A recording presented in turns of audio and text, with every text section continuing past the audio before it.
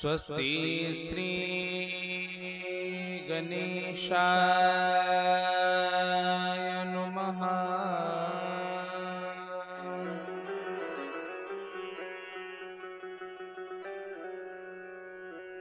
श्री सरस्वती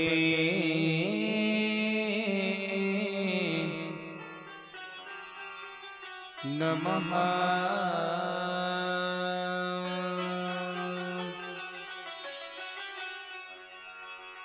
श्री माता पिता चरण कमलोभ्यो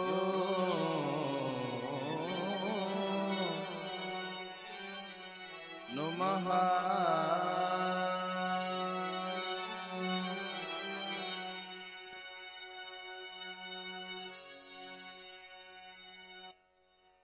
ध्येयं सदा परिभवग्नमभिष्टदो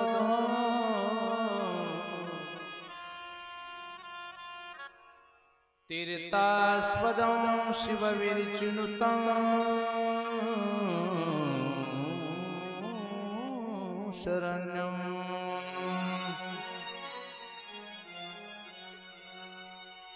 भृत्यार्तिहं प्रणतपाल भवाब्धिपोतं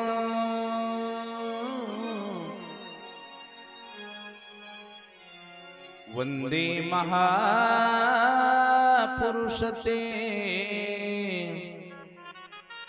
चरणारविन्दम्।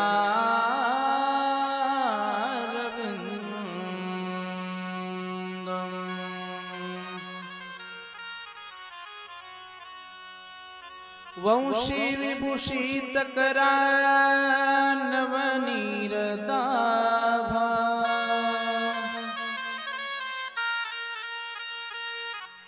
पीताम्बरादरुणबिम्बफलाधरोष्टा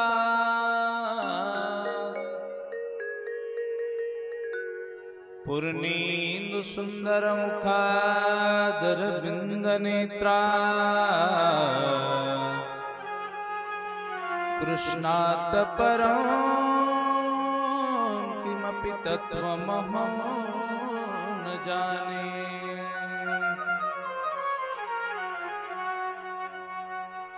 कृष्ण त्वदीय पद पंकज पंजरान्ते अद्वैव मे विसतु मानस राजहंस।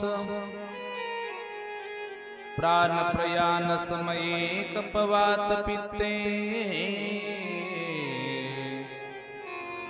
कंठावरोधन विधो स्मरणं कुतस्ते।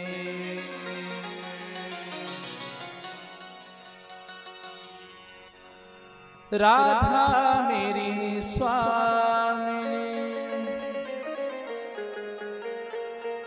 मैं राधे जो को दास। जन्म जन्म मोह दीजियो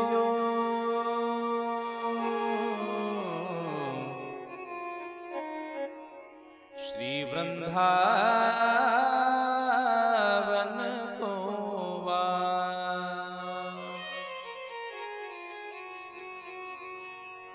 सब द्वारन को छोड़कर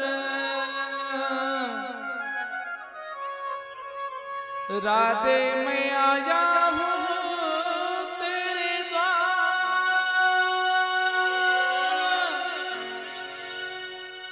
हे वश भाव की लाडली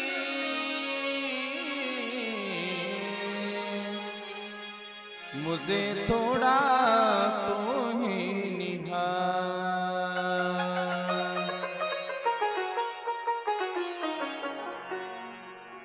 जय जय श्री राधा रमण जय जय नवल किशोर जय गोपी चित्त चोर प्रभु जय जय माखन चोर।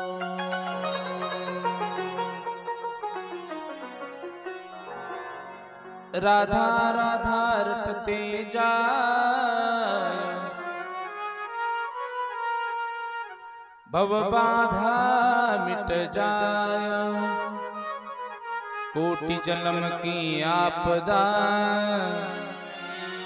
श्री राधा नाम से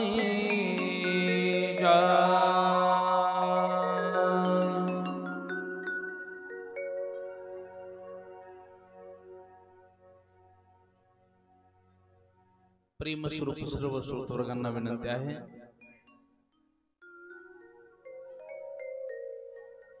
भगवान कृष्ण कन्हैयाच्या या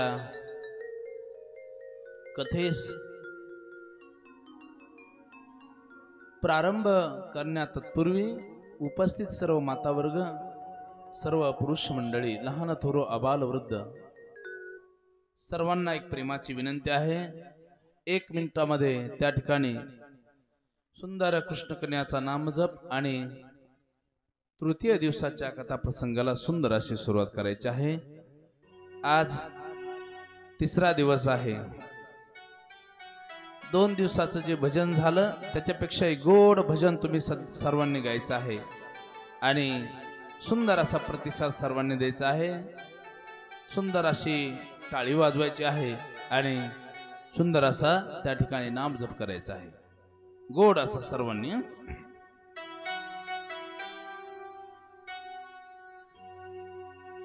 गोविंद गोविंद गाइए रे भजो राधे गोपाल कृष्ण गाइए, गोविंद गोविंद गाइए रे राधे गोपाल कृष्ण गाइए।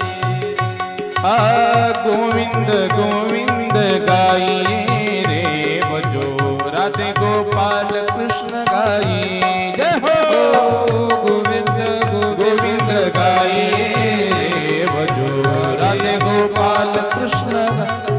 ताली हाताने एक साथ जोर सर्वांनी जोर से जय हो।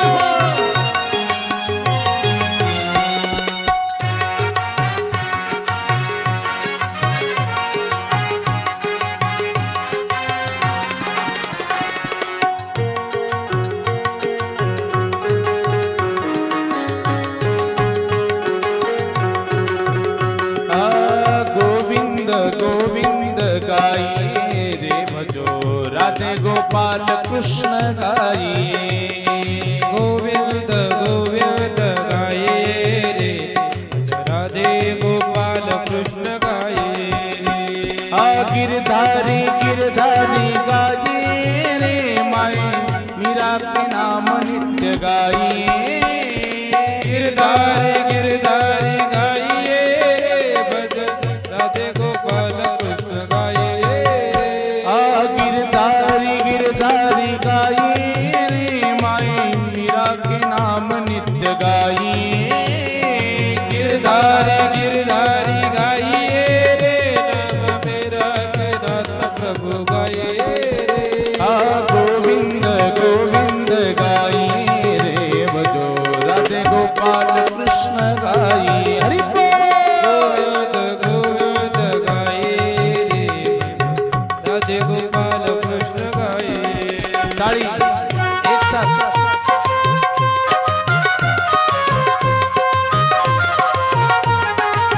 हरि बोल।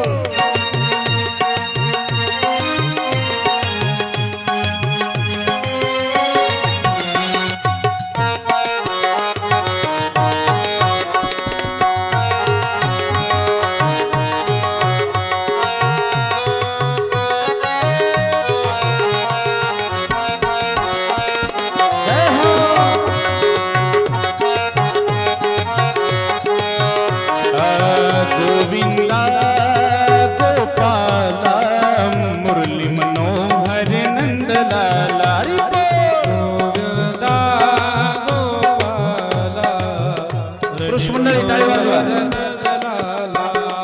गोविंदा गोपाला मुरली मनोहर नंदलाला. गोविंदा गोपाला मुरली मनोहर नंदलाला. मुरली मनोहर नंदलाला. मुरली मनोहर नंदलाला. मुरली मनोहर नंदलाला. मुरली मनोहर नंदलाला. मुरली मनोहर नंदलाला. मुरली मनोहर नंदलाला. हरि बोल. गोविंदा गोपाला मुरली मनोहर नंदलाला. गोविंदा गोपाला हरि बोल. नंदलाला. चाल चाल.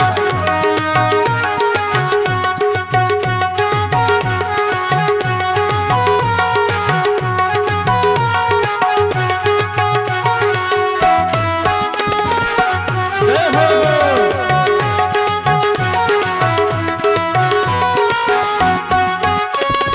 गोविंद गोविंद गाइए रे बजो राधे गोपाल कृष्ण गाइए. हरि बोल. गोविंद गोविंद गाये रे राधे गोपाल कृष्ण गाये रे. गोविंद गोविंद गाइए रे बजो राधे गोपाल कृष्ण गाइए. गोविंद गोविंद गाये रे राधे गोपाल कृष्ण गाये रे. गोपाल कृष्ण भगवान की जय. राधा रानी सरकार की जय. आज के आनंद की जय. गुरुर् ब्रह्मा गुरुर्विष्णु गुरुदेवो महेश्वरा. गुरु साक्षात् परब्रह्म तस्मै श्री गुरुवे नमः.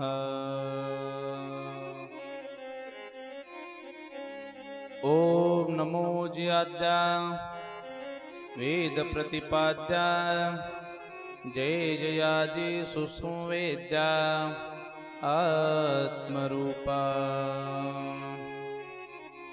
देवा तुची गणेशो सकलार्थमती प्रकाशो मने निवृत्तिदासु अवधानिजो. शरण शरण हनुमंता तुम्हा आलो रामदूता. काय भक्तीच्या त्या वाटा मज दावव्या सुभटा. मज दिसत सो परम विख्यातू जो जान ब्रह्म याचा सुतो. नारद जान नाम तितिक्षु तयाची या चरणी नमन गा. जेने धर्म जितविलाची बळी तो संभाजी जाननवाळी. कावतरला जयाची या कुळी. तया छत्रपतीची या चरण कमली साष्टांग नमन करीतसो.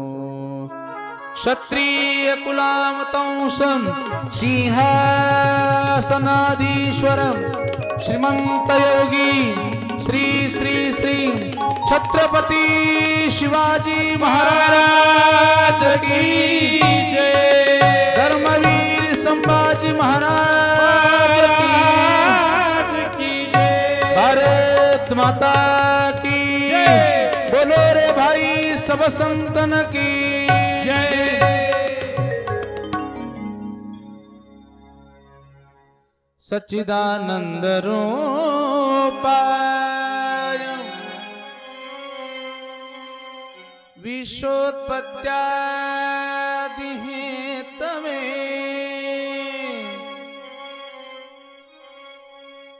तापत्रय विनाशाय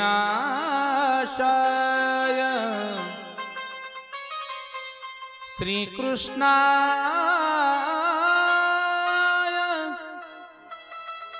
वयं नमः श्रीकृष्णाय वयं नमः कालव्यालमुखग्रास त्रास निर्नाश हेतवे श्रीमद्भागवतीं शास्त्रं कलोकिरेन भाषितम्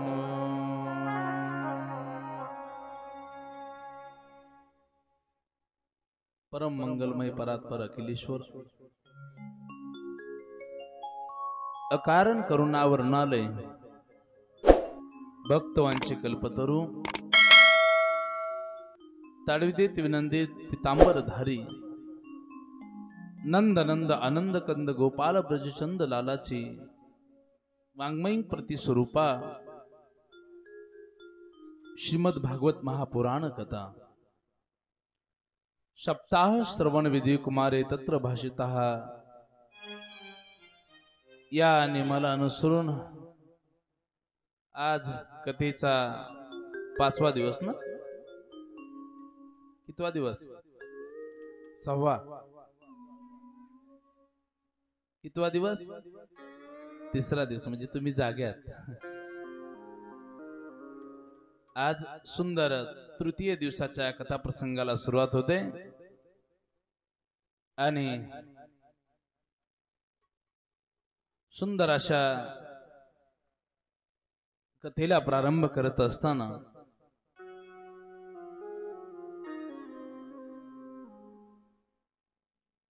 ग्रामदैवत हनुमानजीच्या चरणी साष्टांग नमन. राधाराणी कृष्ण कन्हैया प्रेम स्वरूप असणाऱ्या सर्व माता मंडळी, सर्व पित्या समान असणारे पुरुष मंडळी, सर्वांच्या चरणी त्या ठिकाणी दंडवत करतो. मंगलमय अशा या हस्तेपिंपळ गावामध्ये रेणुका मातेच्या कृपेने सुरू असलेल्या अखंड हरिनाम सप्ताहातील भागवतरूपी पुष्पांजली सेवा माझ्यासारख्या सामान्य बालकाकडे सर्व माझ्या माता मंडळीने सोपवलेली आहे.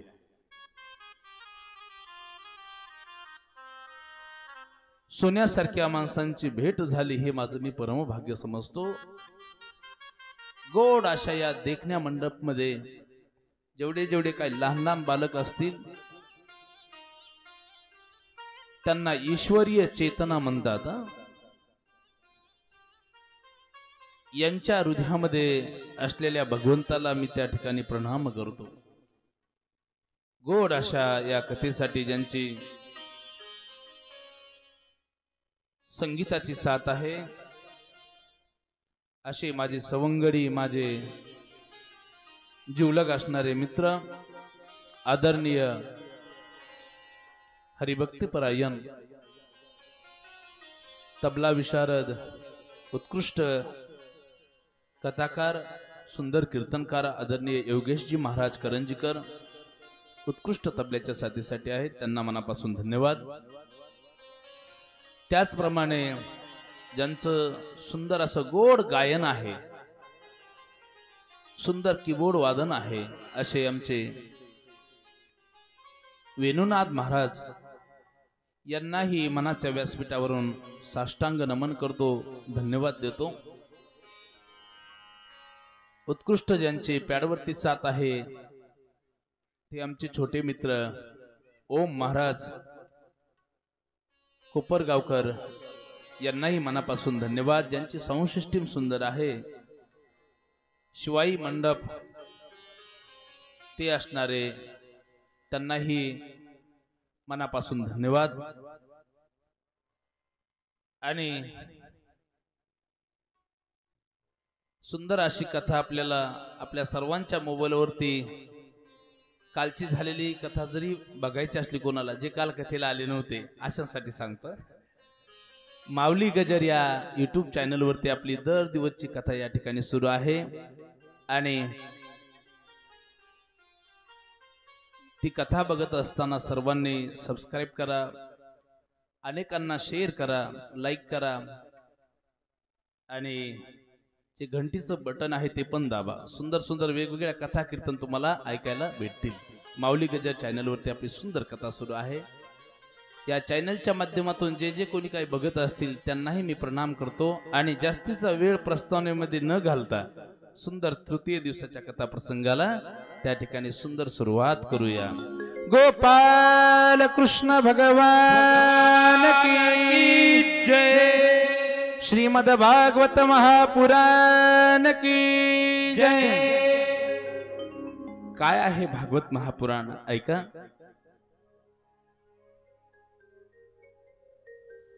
दोन दिवस जे कथेला आले असतील ते मी म्हणतो अधिकारी झाले असतील, त्यांना थोडीशी गोडी लागली असेल की खरंच या भागवत महापुराणामध्ये भगवंताच्या भक्तांच्या कथा आहेत आणि भगवंताच्या अवताराचं सुंदर चरित्र आहे.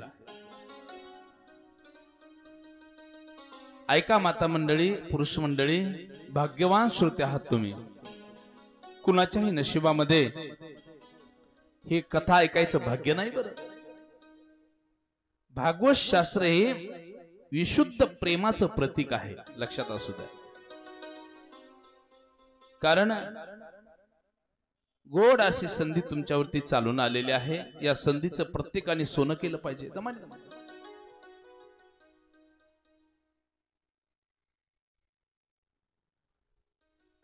भागवत हे शास्त्र मी तुम्हाला सांगितलं. एक भागवत ही गंगा आहे. गंगा मातांनो, इथून तुमच्या गावापासून गंगा किती दूर आहे? असंच मी एका गावामध्ये विचारलं बरं का. तिथे गंगा नावाच्या 2-3 महिला होत्या. ते म्हणे आमच्या शेजारीच बसली म्हणे. ती गंगा नाही सांगत मी तुम्हाला. गंगा नावाची नदी काका इथून किती दूर आहे? 40 किलोमीटर आहे. पायी जर जायचं म्हटलं तर बरोबर आहे, 1 दिवस लागेल, 1.5 दिवस लागेल. बरं तिथे जाऊपर्यंत आपण थकून जाऊ.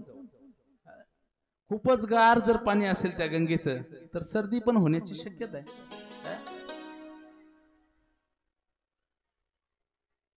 हा काही नाही, काही नाही, काही नाही. बसा बसा बसा. ऐका,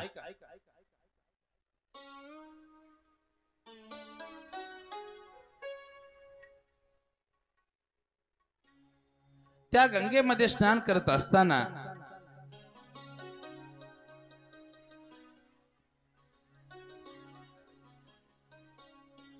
त्या गंगेमध्ये स्नान करत असताना गंगेला भरपूर पाणी. इकडे लक्ष द्या. आणि तुम्हाला पोहता येत नसेल तर बुडण्याची शक्यता आहे. बरोबर आहे. जर पोहता येत नसेल आणि पाणी भरपूर आहे तर बुडण्याची शक्यता आहे. पण ऐका, या भागवत रूपी ज्ञानगंगेमध्ये जर तुम्ही बुडाले तर त्या ठिकाणी जीवनाचा बेडा पार झाल्याशिवाय राहणार नाही. म्हणजे या ठिकाणी या भागवत रूपी ज्ञानगंगेमध्ये आपण बुडून गेल्याच्या नंतर आपला उद्धार झाल्याशिवाय राहणार नाही. बोलो राधे राधे. जोर से बोलना पडेगा. हा ऐका, पुन्हा पुन्हा त्या ठिकाणी आवडणारी कथा म्हणजे कृष्ण कथा आहे.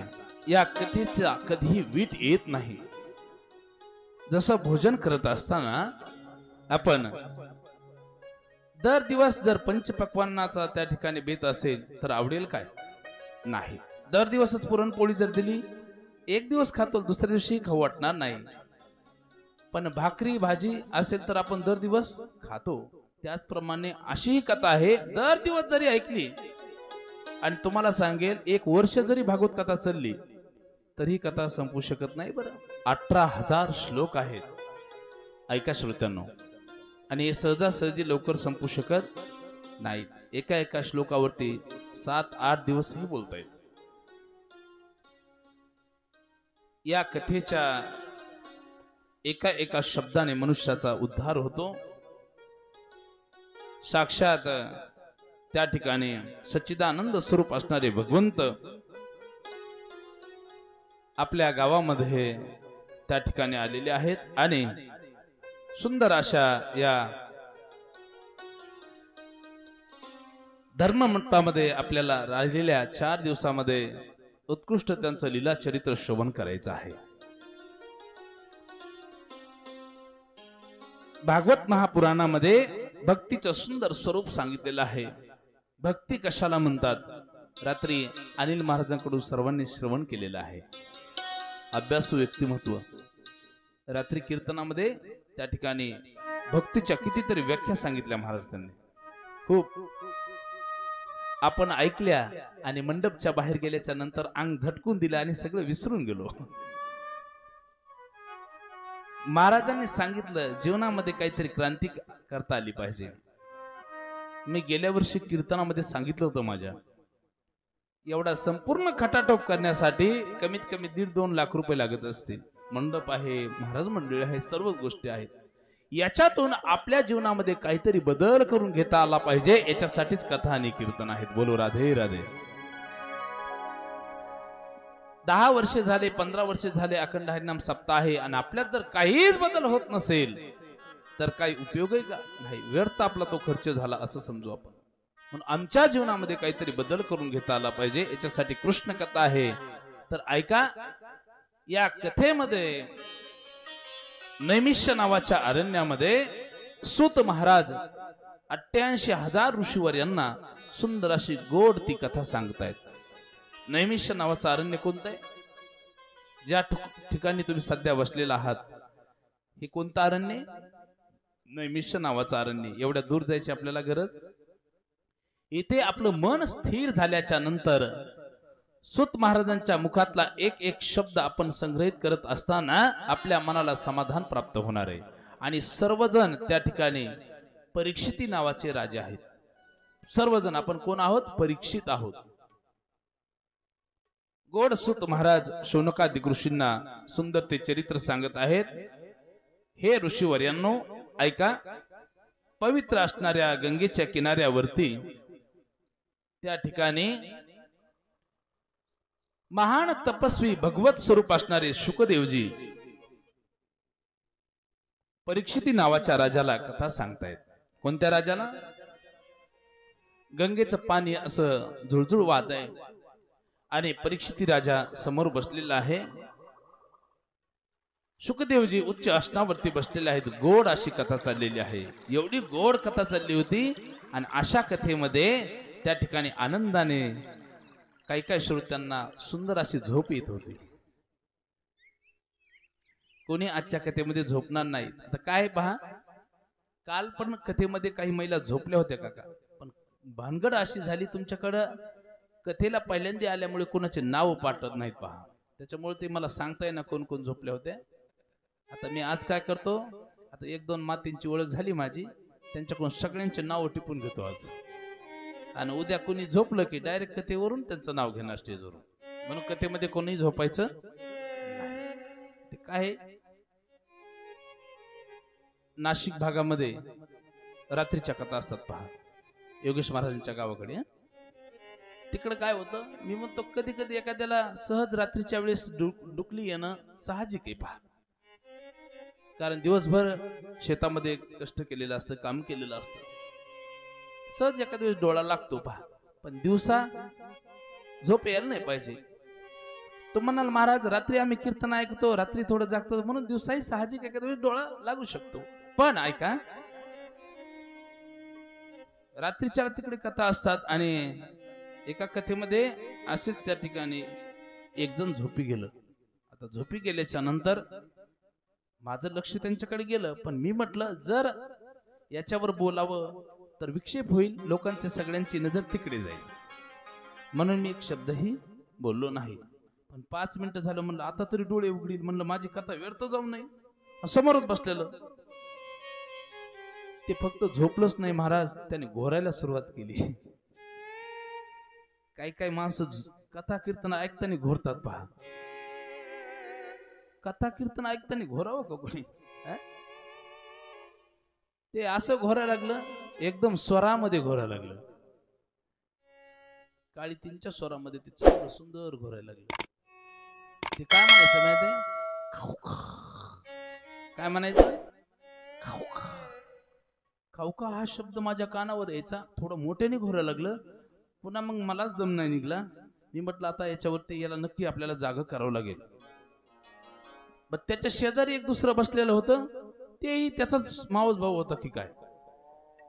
हे तरी काय करायचं, खाऊ का म्हणायचं, पण ते शेजारी बसलेलं ते पण घोरू लागलं बरं. पण त्याचा एकच स्वर होता पंचम. तो काय करायचा, ह्यो खाऊ का म्हणायचा, तो एकाच स्वरामध्ये घोरायचा. हे काय म्हणायचं, खाऊ का, आणि तो म्हणायचा खा म्हणायचा. मी म्हटलं दोघं जण मला खाऊन घ्या.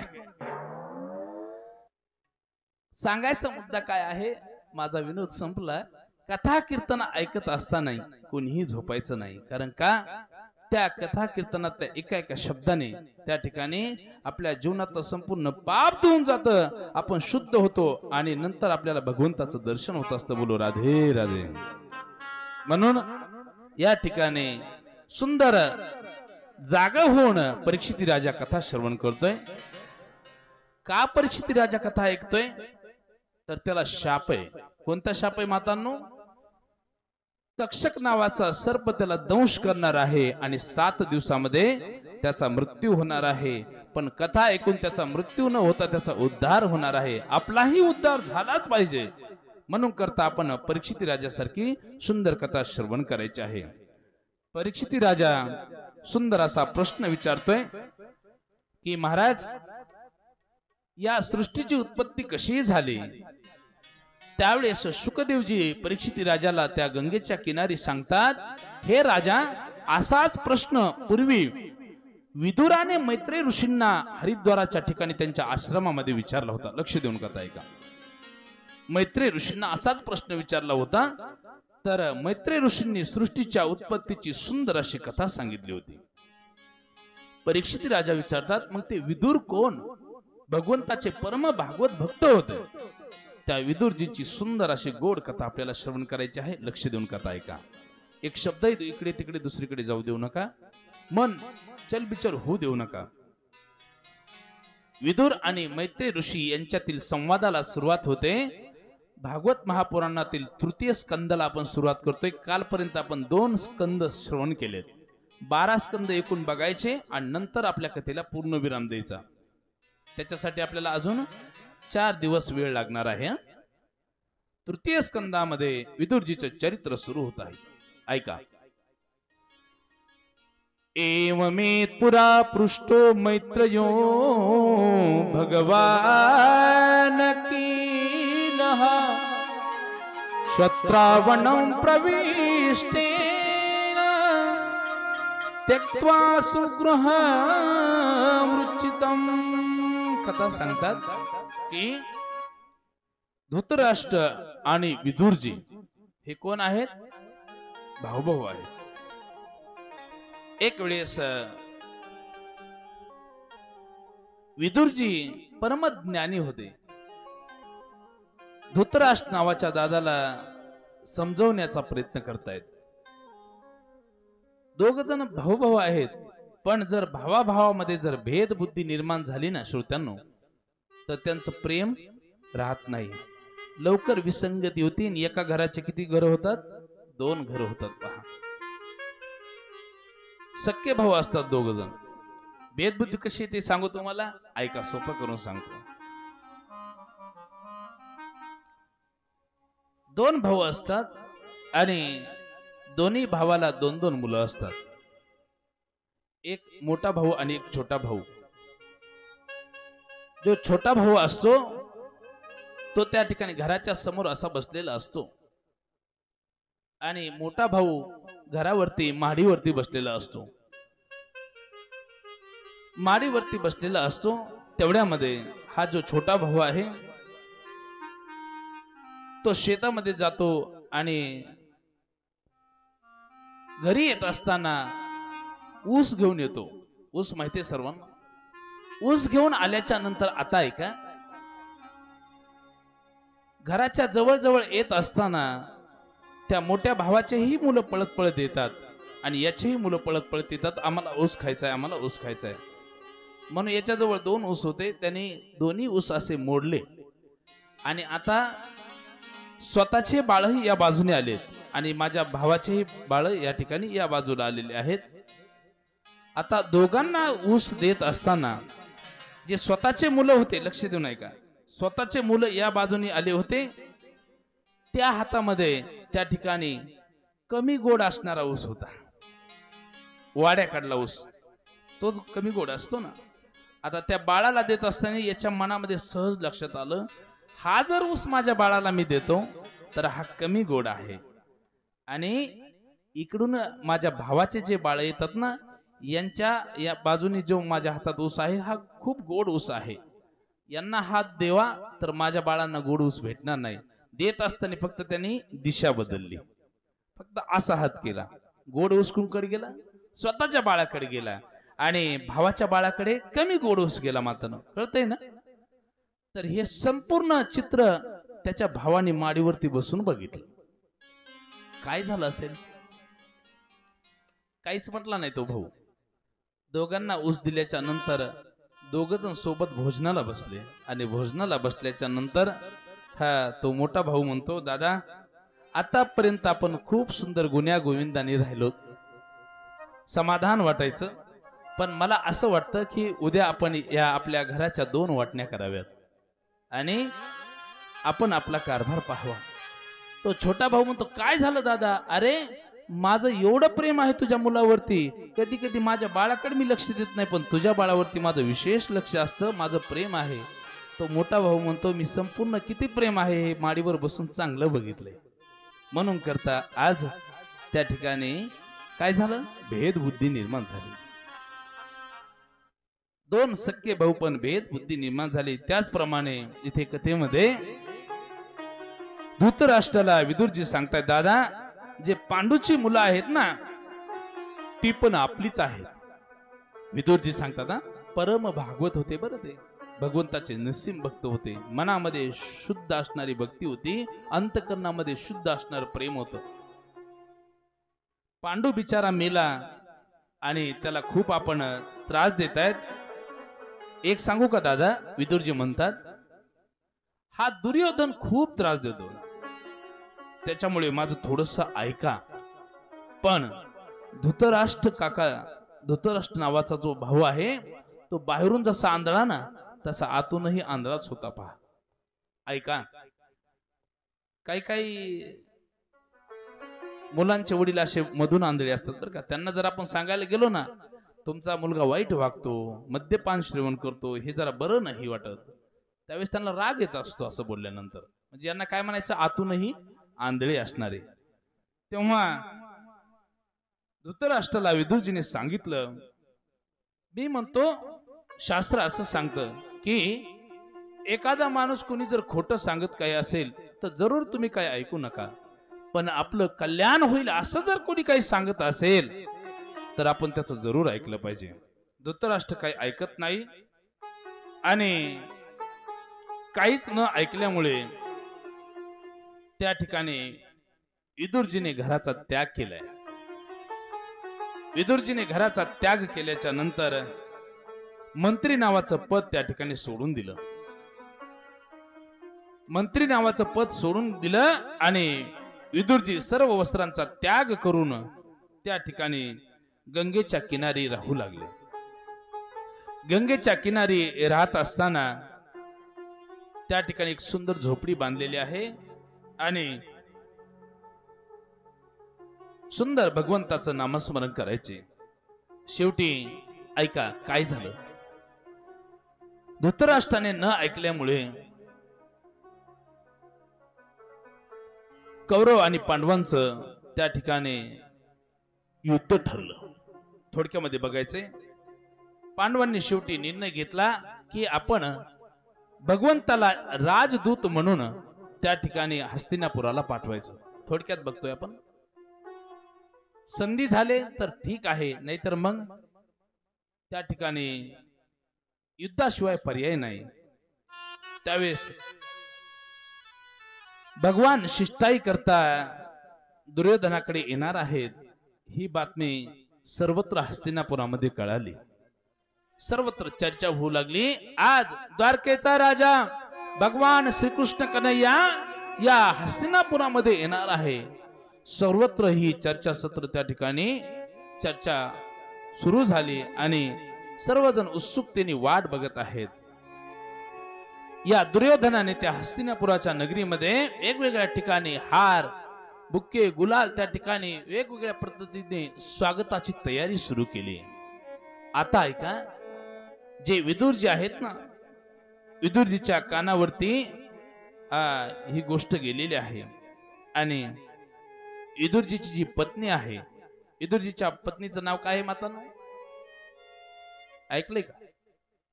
माहित असेल. महाराज ऐकलं होतं पण विसरून गेलो होतो. विदुरजीच्या पत्नीचं नाव काय? सुलभा. कोणाच्या लक्षात असेल पण नसेल, आता लक्षात ठेवा. विदुराणी जी आहे ती सुलभा त्या झोपडीमध्ये आहे आणि विदुरजीला माहित झाल्यानंतर विदुरजी पळत पळत जातात आणि आपल्या पत्नीला सांगतात, अगं तुला माहिती आहे आज कोण येणार आहे? आपल्या या हस्तिनापुराच्या नगरीमध्ये आज कोण येणार आहे तुला माहितीये का? कोण येणार आहे स्वामी सांगा ना. अगं आज आपल्या या हस्तिनापुरामध्ये यदुकुल दिवाकर नंद नंद आनंद कंद गोपाल ब्रजचंद राजाधिराज द्वारकाधीश भगवान श्रीकृष्ण कन्हैया येणार आहे. होय स्वामी, खरंच येणार आहे? होय. मग आपल्या दोघाला त्यांचं दर्शन घ्यायला जमेल काय? आपल्याला दर्शन देतील काय? उत्सुकता मनामध्ये तळमळ निर्माण झालेली आहे. होय, आपण काय करूया, जी गर्दी होईल त्या गर्दीमध्ये आपण जाऊ आणि भगवंताचं दर्शन घेऊ. त्यावेळेस विदुर काका म्हणतात, हे बघ, भगवंत आल्याच्या नंतर दिव्य त्यांचं स्वागत आपण करायचं बरं. आणि सुंदर असं त्या ठिकाणी दोघही उत्सुकतेने वाट बघू लागले. तेवढ्यामध्ये काय होतं ऐका. विदुरजी आणि विदुर आणि सुलभा भगवंताचे दोघही निस्सीम भक्त होते. पहा, उद्या भगवंत येणार आहेत म्हणून आजपासून दोघही भगवान श्रीकृष्णाचं भजन करू लागले. देवा, तुम्ही आमच्या हस्तिनापुरामध्ये येणार आहात, कधी याल म्हणून कृष्ण कन्याचं नामचिंतन दोघही करू लागले. एक खूप सुंदर मोठं वाक्य तुम्हाला सांगेल, हृदयामध्ये करून ठेवा श्रोत्यांनो. पती आणि पत्नी एकांतामध्ये असताना, पती आणि पत्नी एकांतामध्ये असताना त्या ठिकाणी काम निर्माण होईल याच्यात काही नवल नाही. त्या ठिकाणी काम निर्माण होईल याच्यात काही नवल नाही. पण पती पत्नी एकांतामध्ये असताना त्या ठिकाणी राम निर्माण झाला पाहिजे, अशी देवावरती भक्ती पाहिजे. म्हणजे सांगायचं तात्पर्य, दोघ जण एकांतात असताना भगवंताचं नामचिंतन केलं पाहिजे. संसार तर कोणी करतात, पण भगवंत प्राप्तीसाठी तो प्राप्त झाला पाहिजे म्हणून एकांतामध्ये त्या ठिकाणी भगवंताचं भजन केलं पाहिजे.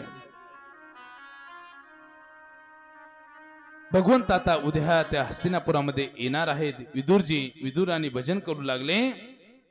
त्यावेळेस त्या झोपडीच्या जवळ अनेक पशु पक्षी प्राणी पण यायचे आणि ते भजनाचा आनंद त्या ठिकाणी घ्यायचे.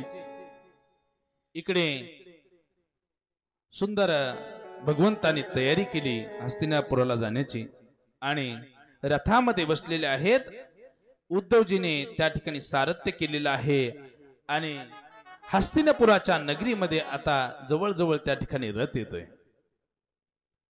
रथ त्या ठिकाणी हस्तिनापुराच्या जवळजवळ आल्याच्या नंतर दुर्योधनाला माहित होतं, सर्वजण त्या ठिकाणी भगवंताच्या स्वागतासाठी गावाच्या वेशीच्या जवळ जातात आणि वेगवेगळे नाम घोष सुरू होतात. यदुकुल दिवाकर नंद नंदानंद कंद गोपाल ब्रजचंद राजाधिराज द्वारकाधीश भगवान की जय.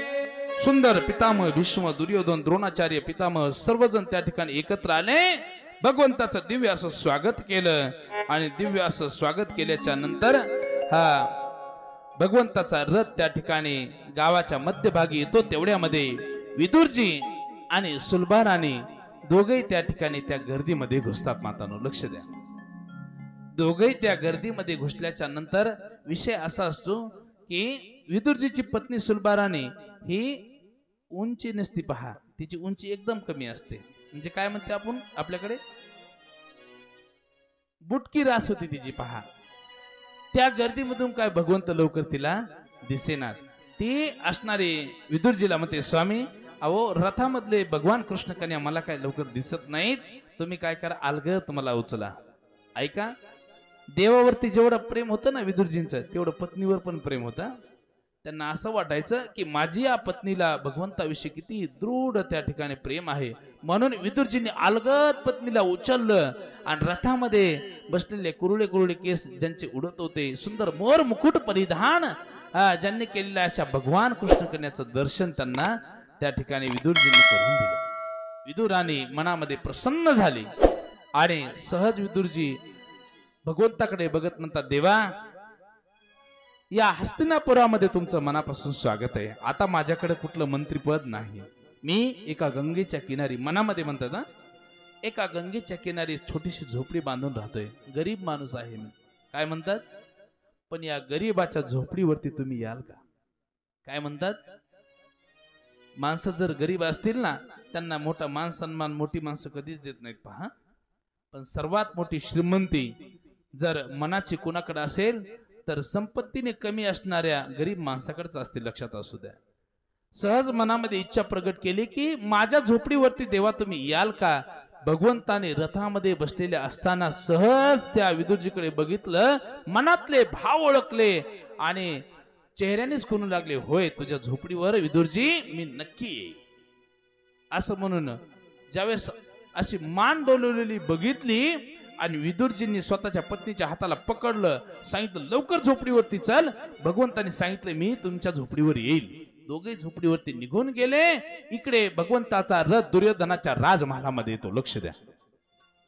आणि राजमहालामध्ये आल्याच्या नंतर त्या ठिकाणी दुर्योधन भगवंताला म्हणू लागले, काय समाचार त्या ठिकाणी तुम्ही घेऊन आले? द्वारकेचे राजे तुम्ही, स्वागत आहे तुमचं आमच्या या राजमहालामध्ये. दिव्य असं आसन तुम्हाला बसण्यासाठी दिलेलं आहे देवा, बसा. त्यावेळेस भगवान श्रीकृष्ण कन्हैया म्हणतात, हे दुर्योधना, मी आज तुमच्याकडे द्वारकेचा राजा म्हणून आलेलो नाही, तर आज पांडवांचा एक दूत म्हणून तुमच्याकडे आलेलो आहे.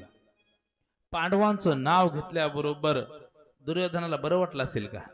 दुर्योधनाला राग आला, तळपयाची आग मस्तकाला गेली, लाल बुंद चेहरा झाला. त्या दिवशी तो उठला आणि म्हणू लागला, हे कृष्ण कन्हैया, तुम्ही द्वारकेचे राजा आहेत, नीट बोला, आमच्या शत्रूचं नाव आमच्या समोर घ्यायचं नाही. अरे आम्ही तुमचा एवढा थाटमाट या ठिकाणी केला, हा दिव्य तुमचं स्वागत केलं आणि आमच्या शत्रूचं तुम्ही नाव घेता? अशा शब्दात बोलायला सुरुवात केली कुणी? दुर्योधनाने. कोणते पांडव आम्हाला माहित नाहीत. पांडवांविषयी वेगवेगळ्या शब्दामध्ये बोलत असताना भगवंत म्हटले, हे दुर्योधना, तुला काय बोलायचं ते मला बोल, पण माझ्या भक्तांना, माझ्या पांडवांना एक शब्दही बोलशील तर याद राख. असं म्हटल्याबरोबर दुर्योधनाला पुन्हा राग येऊ लागला आणि पुन्हा राग येत असताना काही दूतांना दुर्योधनाने सांगितलं, या कृष्ण कन्याला, या द्वारकेच्या राजाला पकडा आणि बंदिशाळेमध्ये त्या ठिकाणी बंदिस्त करा. असं म्हटल्यानंतर भगवंताने दिव्य स्वरूप त्या ठिकाणी दाखवलं आणि सगळ्यांना शांत केलं. त्या ठिकाणी दुर्योधन घाबरू लागला आणि नंतर शांत झाल्याच्या नंतर कृपाचार्य, पितामह सर्वजण म्हटले, देवा काय प्रकार आहे, काय माहिती घेऊन आलात तुम्ही सांगा. त्यावेळेस ऐका भगवंत काय म्हणतात. ऐक दुर्योधना, मी एक समाचार असा घेऊन आलेलो आहे की जे 5 पांडव आहेत यांना पूर्ण राज्य देऊ नका, यांना अर्ध राज्य पण देऊ नका, यांना 1-2 जिल्हे पण देऊ नका, पण यांना राहण्यासाठी फक्त 5 पांडवांना त्या ठिकाणी 5 गावं त्या ठिकाणी तुम्ही द्या. हे शब्द ऐकल्याच्या नंतर दुर्योधन त्या भर सभेमध्ये अनेक ज्येष्ठ श्रेष्ठ नागरिक उपस्थित होते. त्या महालामध्ये दुर्योधन म्हणतो, हे कृष्ण कन्हैया ऐका, 5 गावं नाही, 2 गावं नाही, 1 गाव नाही, तर सुईच्या टोकावर बसेल एवढी माती पण मी त्यांना देणार नाही. असं म्हटल्यानंतर आता भगवंत शांत झाले. भगवंत एक शब्दही बोलत नाहीत. तेवढ्यामध्ये कृपाचार्य म्हणतात, सुंदर असं भोजनाचं ताट देवा तुम्हाला लावलेलं आहे, तुम्ही भोजन करून जा. असं म्हटल्याबरोबर भगवंत म्हणतात, मी दुष्टाच्या घरी त्या ठिकाणी भोजन करत नसतो, तिथं मी जेवण करत नसतो, मग कुठे चालले? त्यावेळेस भगवंत म्हणतात, गंगेच्या किनारी माझा एक सद्भक्त आहे, त्याच्याकडे आम्ही सुंदर त्या ठिकाणी भोजनासाठी जाणार आहोत. बघा, जगाचा मालक आहे बरं, तो सगळ्यांपेक्षा मोठा आहे की नाही? जगाचा मालक श्रीमंताच्या घरी जेवतोय का? मनामध्ये शुद्ध ज्याचा भाव आहे, मनाची श्रीमंती लागते माझ्या भगवंताला. माझा भगवंत त्या ठिकाणी कुठली संपत्ती तुम्हाला मागत नाही. प्रेमाने जर त्याला 2 शब्द जर तुम्ही प्रेमाने बोललात, 1 फुल जरी त्याला वाहिलं तुम्ही प्रेमाने, तरी तुमचा स्वीकार तो करतो. भगवंत म्हटले, गंगे किनारी आम्ही निघणार आहोत. उद्धवजीला जवळ बोलून घेतात आणि उद्धवजीला भगवंत काय म्हणतात ऐका. उद्धवजी चलो विदुरा घर जा रे, उद्धवजी चलो विदुरा घर जा रे, उद्धवजी चल विदुरा घर जावे, उद्धवजी चलो विदुरा घर जाए, जय हो. चल विदुरा घर जाए, उद्धवजी चलो विदुरा घर जा रे, उद्धवजी चलो विदुरा घर जा रे. ओ बड़े बड़े मंदिर कौन काम के, बड़े बड़े मंदिर कौन काम के, पाव गज नहीं पावे, उद्धवजी चलो विदुरा घर जाए, उद्धवजी चलो विदुरा घर जाए, उद्धवजी चलो विदुरा घर जा रे, उद्धवजी चलो विदुरा घर जा रे. उद्धवजीला माझ्या भगवान कृष्ण कन्हैयाने सांगितलं, उद्धवजी चला, आपल्याला विदुरजीच्या झोपडीवरती जायचं आहे. भगवंत कोणालाही बोलत नाहीत, रथामध्ये बसतात आणि ज्या गंगेच्या किनारे विदुरची झोपडी करून राहत होते, त्या झोपडीच्या दिशेने भगवंताचा रथ येतोय. लक्ष द्या मातांनो, इकडे त्या झोपडीवरती विदुरजी नाहीत, माझे भगवंत घरी येणार आहेत ना, म्हणून त्या भगवंताचं स्वागत करण्यासाठी त्याच गंगेच्या किनाऱ्यावरती काही फुलं आणण्यासाठी विदुरजी त्या पुष्पवाटिकेच्या जवळ जवळ गेलेले आहेत आणि फुलं तोडू लागले. इकडे भगवंताचा रथ झोपडीच्या जवळ येतो. ते चित्र आपल्या डोळ्यासमोर आणा मातांनो.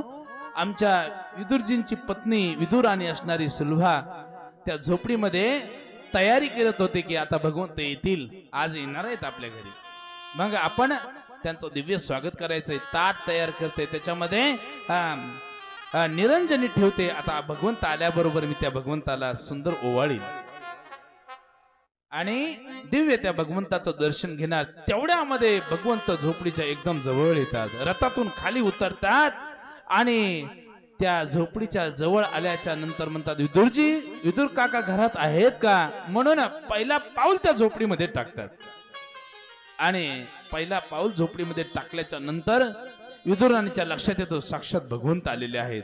एवढं पळत पळत जाते. आता भगवंताला मी त्या ठिकाणी सुंदर बसायला पाठ टाकेल म्हणून हातामध्ये पाठ घेतलेला आहे. दुसऱ्या एका हातामध्ये आरतीचं ताट आहे. भगवान कृष्ण कन्याच्या जवळ जवळ येते आणि म्हणते, देवा तुमचं स्वागत आहे. सुंदर भगवंताच्या समोर पाठ टाकते आणि मटकन पाटावरती स्वतःच बसते. कोण? विदुराने असणारी सुलभा पाटावरती बसते, भगवंताला म्हणते बसा, आणि भगवंताला खालीच बसवते. पहा, शेणाने सारवलेली ती झोपडी, भगवंत त्या ठिकाणी त्या झोपडीमध्ये खाली बसतात. भगवंत मनामध्ये फक्त म्हणतात, काय वेळ लागलेला आहे हिला, किती प्रेम आहे हिचं माझ्यावरती. खाली बसले भगवंत, स्वतः पाटावरती ती बसली, आणि स्वतः पाटावरती बसल्याच्या नंतर पुन्हा म्हणते, देवा थांबा, 1-2च मिनिटं थांबा, सुंदर त्या ठिकाणी तुम्हाला मी फळं खाण्यासाठी आणते. एका टोपलीमध्ये सुंदर केळी, एका त्याच टोपलीमध्ये पुन्हा डाळिंब घेतले, मोसंबी घेतली, वेगवेगळे फळं त्या ठिकाणी घेतले, आणि भगवंताच्या जवळ जवळ येते. काय करते माहिती, पहिल्यांदा डाळिंब पूर्ण सोललेले आहेत, त्या डाळिंबामधल्या ज्या बिया असतात ना, त्या स्वतः सुंदर सुंदर खाऊ लागली. केळी सोलल्या, केळीतला मग स्वतः खाते, आणि केळीची काताडी भगवंताच्या अंगावरती टाकते. त्या डाळिंबाच्या साली भगवंताला देते. भगवंताला म्हणते, तुम्हाला खूप भूक लागली असेल, तुम्ही भरपूर त्या ठिकाणी हे फळं खा. भगवंताने आनंदाने अंगावरती टाकलेले त्या कातडे जे होते ना, शिलके केळीचे, आनंदाने मुखामध्ये टाकावे. डाळिंबाची ती साल होती ना, ती आपल्या मुखामध्ये त्या ठिकाणी टाकायची, आणि डोळे झाकून गपचिप त्या ठिकाणी भगवंत खाऊ लागले. आता ऐका, एवढ्यामध्ये विदुरजी त्या झोपडीवरती आले. विदुरजीने पूर्ण बघितलं हे चित्र. अरे, माझी बायको त्या ठिकाणी केळीचा मगस खाते, डाळिंबाच्या त्या बिया खाते, आणि भगवंत केळीचे कातडे, डाळिंबाची साल खात आहेत. काय म्हणतात ऐका विदुरजी. विदुरजी म्हणतात, देवा तुझ्या भक्ती पुढे आणि माझी असणारी पत्नी वेडी झाली. ती मस्त त्या ठिकाणी केळीचा मगस खाते, हा डाळिंबाच्या बिया खाते, ती वेडी झाली, पण तू तर वेडा नाहीस ना देवा. तुला माहित आहे ना की हे खावं लागतं की नाही. त्यावेळेस स्वतःच्या हाताने विदुरजी केळी खाण्यासाठी भगवंताला देतात. नंतर त्या ठिकाणी वेगवेगळ्या प्रकारचे फळ त्या ठिकाणी खायला देतात, आणि गोड शुद्ध अंतकरणाने त्या ठिकाणी भगवंताने विदुरजीला अलगत त्या ठिकाणी उचललं आणि आपल्या गळ्याला लावलं. आणि सहज भगवंत म्हणतात, विदुरजी ऐका ना, विदुर काका, त्या केळीच्या सालीमध्ये जे प्रेम होतं ना, ते या त्या ठिकाणी मगसामध्ये नाही. सबसे ऊंचे प्रेम सगाई, सबसे ऊंचे प्रेम सगाई, सबसे ऊंची प्रेम सगाई, सबसे ऊंची प्रेम सगाई. दुर्योधन का मेवा त्यागो, दुर्योधन का मेवा त्यागो, सारग विदुर घर खाए, सबसे ऊंचे प्रेम सगाई, सबसे ऊंचे प्रेम सगाई, सबसे ऊंची प्रेम सगाई, सबसे ऊंची प्रेम सगाई. झूठे पल शबरी के गावे, झूठे पल शबरी के गावे, प्रेम विवश रघुराए, सबसे ऊंचे प्रेम सगाई, सबसे ऊंचे प्रेम सगाई, सबसे ऊंची प्रेम सगाई, सबसे ऊंची प्रेम सगाई, सबसे ऊंची प्रेम सगाई. दुर्योधन का मेवा त्यागी. दुर्योधनाच्या घरी पंचपक्वानाचं ताट होतं, पण भगवंताने ते खाल्लं का नाही. श्रोत्यांनो, मनातून भगवंतावरती शुद्ध प्रेम करावं लागतं. निस्वार्थपणे भगवंताच्या जवळ अभिमान चालत नाही. सुंदर त्या ठिकाणी हा विदुरजींना आमच्या भगवंताने दर्शन दिलं. पुन्हा त्या ठिकाणी भगवंत सहज म्हणतात, विदुर काका मला खूप भूक लागलेली आहे. खूप भूक लागलेली म्हटल्याच्या नंतर आता विदुरजींना एक प्रश्न पडला. हा द्वारकेचा राजा, हा द्वारकेचा राजा आहे आणि तिथे त्या ठिकाणी किती मोठा थाटमाट याचा असेल. याच्या सेवेसाठी किती माणसं, याच्या ताटामध्ये वेगवेगळे पदार्थ. माझ्या गरीबाच्या झोपडीवरती या ठिकाणी याला मी काय देऊ म्हणून लाजू लागले. कोण? विदुरजी. सहज एक पातेलं होतं छोटस, त्याच्यामध्ये काही कन्या होत्या महाराज. कशा होत्या? शिजवलेल्या नाही हा, एकदम अशाच भिजू टाकलेल्या कन्या. आमचे भगवंत त्या जवळजवळ त्या पातेल्याच्या जातात, हात घालतात आणि हात घातल्याच्या नंतर इकडे विदुरजीला एवढं वाईट वाटू लागलं. या कन्या जर भगवंताने बघितल्या, जगाचा मालक द्वारकेचा राजा माझ्या झोपडीवरती आलेला आहे आणि या कन्या यांनी बघून जर मुखामध्ये टाकल्या तर हे बरोबर होणार नाही. कारण का? या भगवंताला कशा कन्या खाऊ घालू, म्हणून मनामध्ये थोडी लाज वाटू लागली. भगवंताने अलगद हात घातला, पूर्ण त्या कन्या अशा बघितल्या आणि सहज भगवंत काय म्हणतात, हे विदुरजी, विदुर काका, या कन्या मला एवढ्या आवडतात ना, एवढ्या आवडतात की मी द्वारकेमध्ये कितीतरी वर्ष, एक वर्ष वाट बघतो मला कन्या भेटतील काय. म्हणजे विदुरजीचा त्या ठिकाणी मोठेपणा वाढवायचा आहे. म्हणून विदुरजीचं वर्णन करत असताना भगवंत म्हणतात मला कन्या खूप आवडतात आणि त्या विदुरजीच्या घरच्या कन्या प्रेमाने आमचे भगवंत खाऊ लागले. या ठिकाणी भगवंत कसे आहेत? प्रेमाचे भुकलेले आहेत. सांगतात प्रेम का भूका हूं मैं, प्रेम का भूका हूं मैं, और प्रेम ही एक सार है, प्रेम से मुझको भजे तो भव से बेड़ा पार है, भव से बेड़ा पार है. भगवंताला काय आवडतं? प्रेम आवडतं. ते शुद्ध प्रेम आवडतं. त्या ठिकाणी सुंदर विदुरजीच्या घरच्या कन्या भगवंत खाऊ लागले. नाथ महाराज त्याचं सुंदर वर्णन करतात. मनमोहन मुरली वाला नंदाचा ललेला, मनमोहन मुरली वाला नंदाचा ललेला, मनमोहन मुरली वाला नंदाचा ललेला, मनमोहन मुरली वाला नंदाचा ललेला.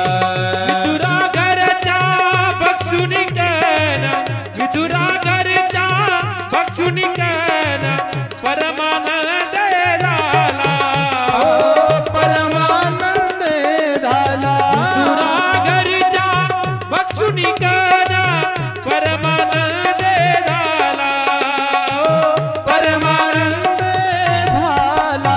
मनमोहन मनमोहन मनमोहन मनमोहन मनमोहन मुरली वाला नंदाचा ललेला, मनमोहन मुरली वाला नंदाचा ललेला, मनमोहन मुरली वाला नंदाचा अलबेला, मनमोहन मुरली वाला नंदाचा अलबेला. जय हो.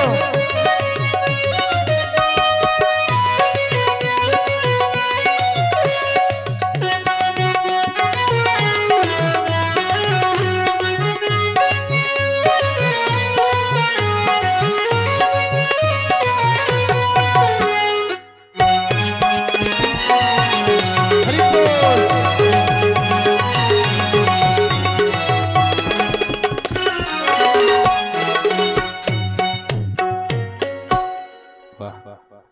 या संगीत संचासाठी एकदा टाळ्या वाजवा.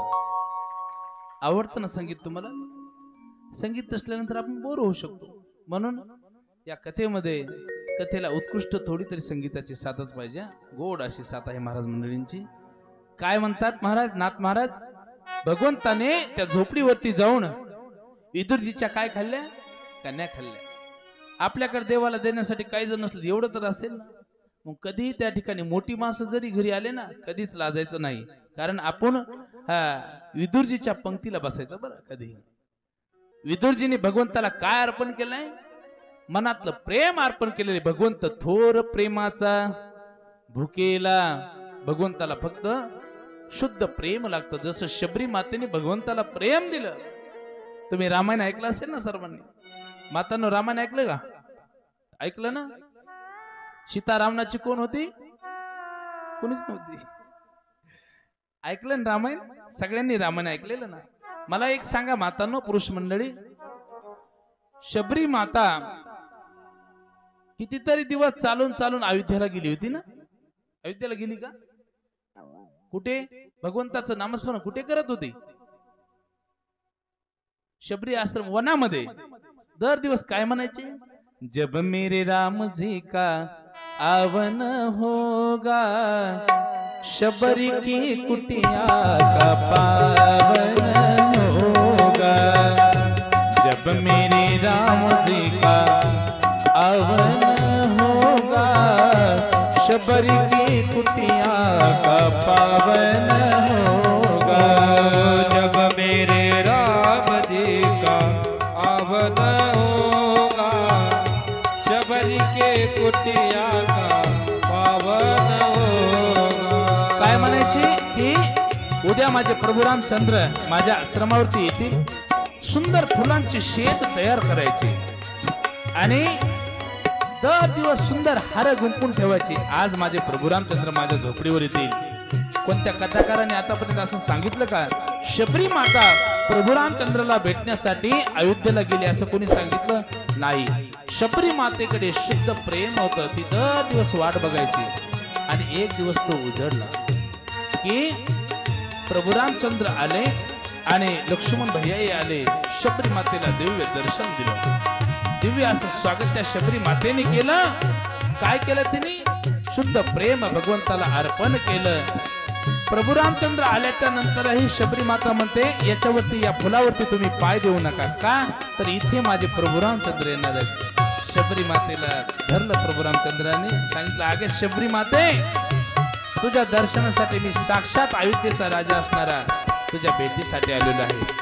आमच्या भगवंताला ते लागतं. म्हणून थोर प्रेमाचा भुकेला, हाची दुष्काळ तयाला.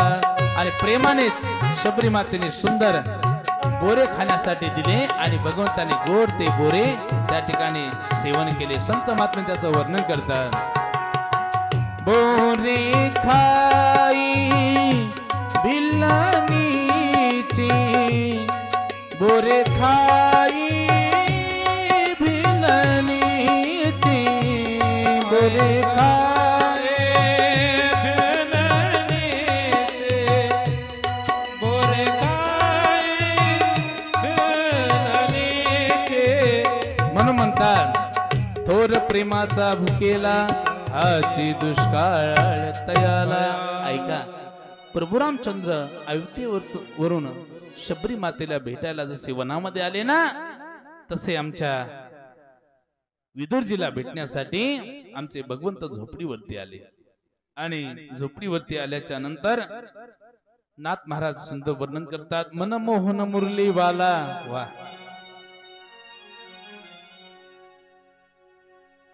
बघा शबरी मातेचे बोर आले. इथं शबरी माता आली काय?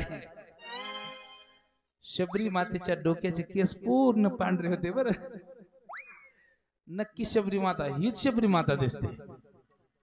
या गावाची नसणार आहे पण. वनातून आली काय इकडे? ऐका,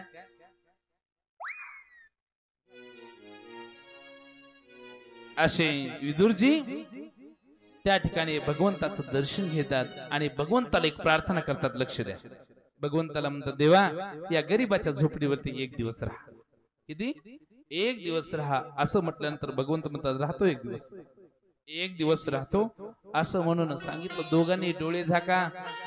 विदुरजी आणि विदुराने असणारी सुलभा दोघी डोळे झाकतात आणि डोळे झाकल्याबरोबर भगवंत पटदिशीने जाऊन रथामध्ये बसतात. उद्धवजीला म्हणतात, लवकर द्वारकेच्या दिशेने चला. 1 मिनिट झाला, 2 मिनिट झाला, देव कस काय डोळे उघडा म्हणेनात.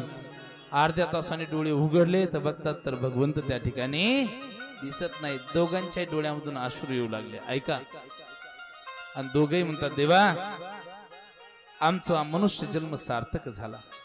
आपली सगळ्यांची तीच धडपड पाहिजे. देवा एकच प्रार्थना करायची कृष्ण कन्याला, या जन्मामध्ये या मनुष्य जन्मामध्ये शरीरामध्ये जोपर्यंत प्राण आहे तोपर्यंत एकदा तरी तुझं आम्हाला दर्शन झालं पाहिजे. एवढी प्रार्थना करायची. आणि एकदा त्याचं दर्शन झालं ना मायबाप, आनंदाने डोळे झाकायचे आणि त्याच्या घरी निघून जायचं. बोलो राधे राधे. याच्यासाठी धडपड आहे ना आपली. या मनुष्य जन्मामध्ये आपलं साध्य काय असावं तर भगवंत प्राप्ती हे साध्य असावं.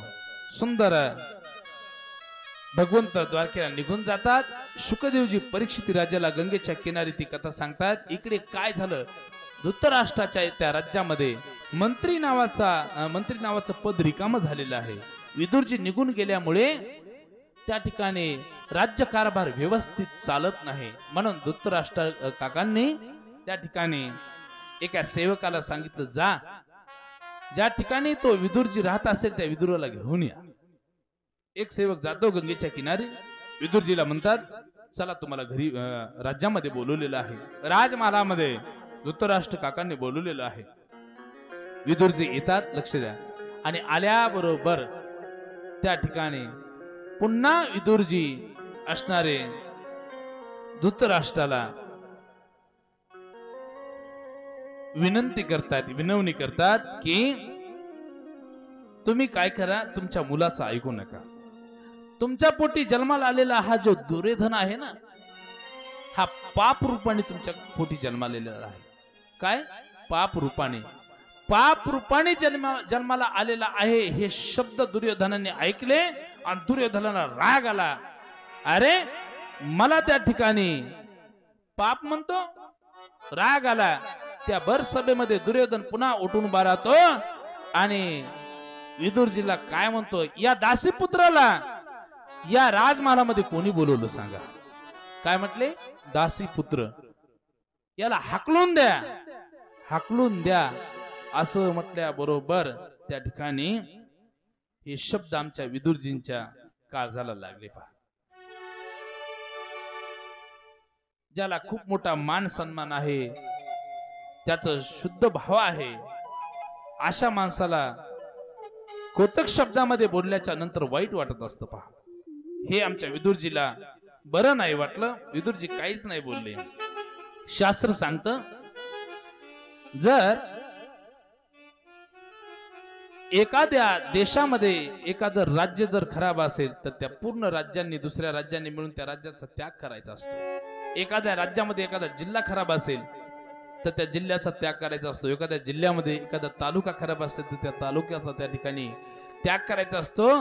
तालुक्यामध्ये जर एखादं गाव दुष्ट असेल, वाईट वागणार असेल तर त्याचा त्याग करायचा असतो. एखाद्या गावामध्ये एखादं घर खूप त्या ठिकाणी वाईट वागत असेल, संपूर्ण गावाला त्रास होत असेल तर त्या पूर्ण गावाने त्याचा त्याग केला पाहिजे. आणि आता ऐका, शेवटी शास्त्र सांगतं, आपल्या स्वतःचं जर कल्याण होत असेल तर आपण या सर्वच गोष्टीचा त्याग केला पाहिजे आणि सर्व सोडून त्या ठिकाणी भगवंताच्या धामाला निघून गेलं पाहिजे. बोलो राधे राधे. हे शेवटचं जे आहे तेवढंच लक्षात घेतलं आमच्या विदुरजींनी. आता मला माझं कल्याण करून घ्यायचं आहे, म्हणून राज, वस्त्र, संपूर्ण गोष्टी ज्या आहेत ना, त्या राजमहालाच्या उंबरट्याच्या जवळ संपूर्ण दागिने, मुकुट सर्व काढून ठेवला. आणि त्या ठिकाणी विदुरजी तीर्थयात्रा करण्यासाठी हस्तिनापुराचा त्याग करून त्या ठिकाणी निघून जातात. इकडे शुकदेवजी परीक्षित राजाला सांगू लागले की या धृतराष्ट्राच्या राज्यामध्ये विदुरजी म्हणजे धर्माचं स्वरूप होते. आज यांच्यातला धर्म निघून गेल्यानंतर त्या ठिकाणी खूप वाईट बिकट परिस्थिती धृतराष्ट्रावरती आली. विदुरजी तीर्थयात्रा करत करत करत करत त्या ठिकाणी वृंदावन धाम या ठिकाणी आले. आणि वृंदावन धामाच्या ठिकाणी जवळजवळ आल्याच्या नंतर वृंदावनच्या भूमीमध्ये प्रवेश केला. कोणी? विदुरजींनी. एवढं समाधान प्राप्त त्यांना झालं, एवढं समाधान प्राप्त झालं.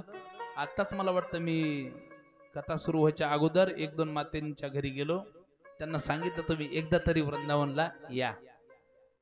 खरंच वृंदावनच्या भूमीमध्ये मातांना तुम्ही गेलात ना, तुम्ही पाय टेकल्याबरोबर एकदम तुमच्यामध्ये बदल होऊन जाणार. एवढा बदल होऊन जाणार की तुम्ही साक्षात भगवंताच्या सोबतच त्या ठिकाणी राहतात की काय असं तुम्हाला अनुभूती आल्याशिवाय राहणार नाही. ती भूमीच एवढी पवित्र आहे, एवढी गोड पवित्र आहे. कोण कोण वृंदावनला येणार सांगा बरं. जे जे येणार ते हात वरती करा. 1 2 3 चौघीच बस. पुरुष मंडळ वृंदावनला कोण कोण येणार आहे? यायचं ना सगळ्यांना. 1-2 जोड्या तर हिरल्यात नाही, त्यांच्या भेटी झाल्यात. आपण एप्रिल महिन्यामध्ये जाऊ. पहा एप्रिल महिन्यापर्यंत काका काम संपतील ना, संपतील ना, सगळ्यांचे काम संपतील. आपण काय करूया, एप्रिल महिन्यामध्ये फक्त वृंदावन नाही दाखवणार आम्ही तुम्हाला.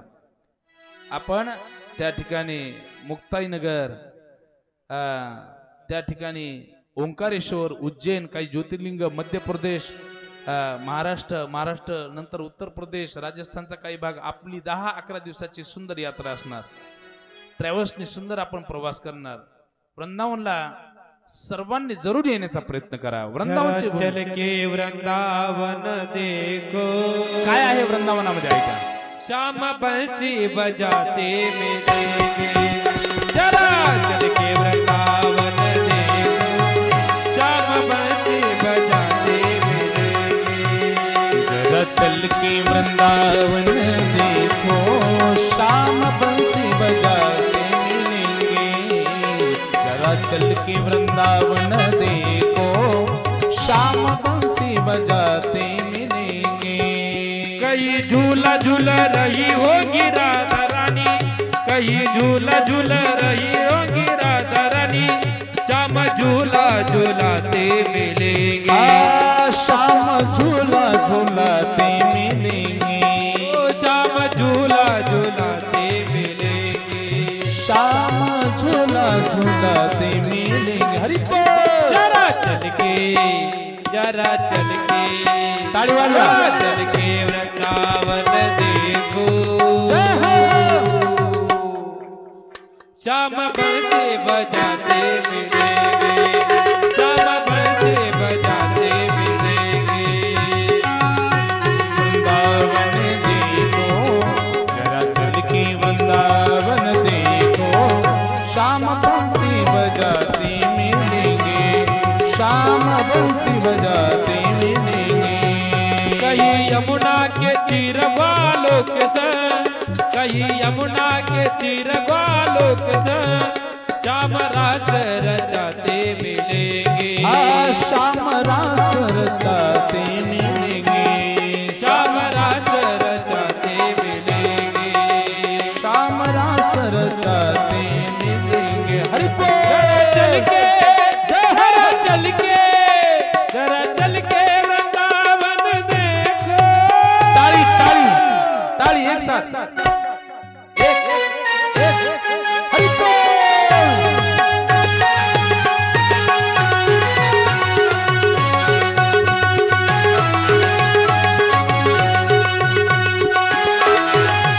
श्याम बंसी बजाते मिलेंगे.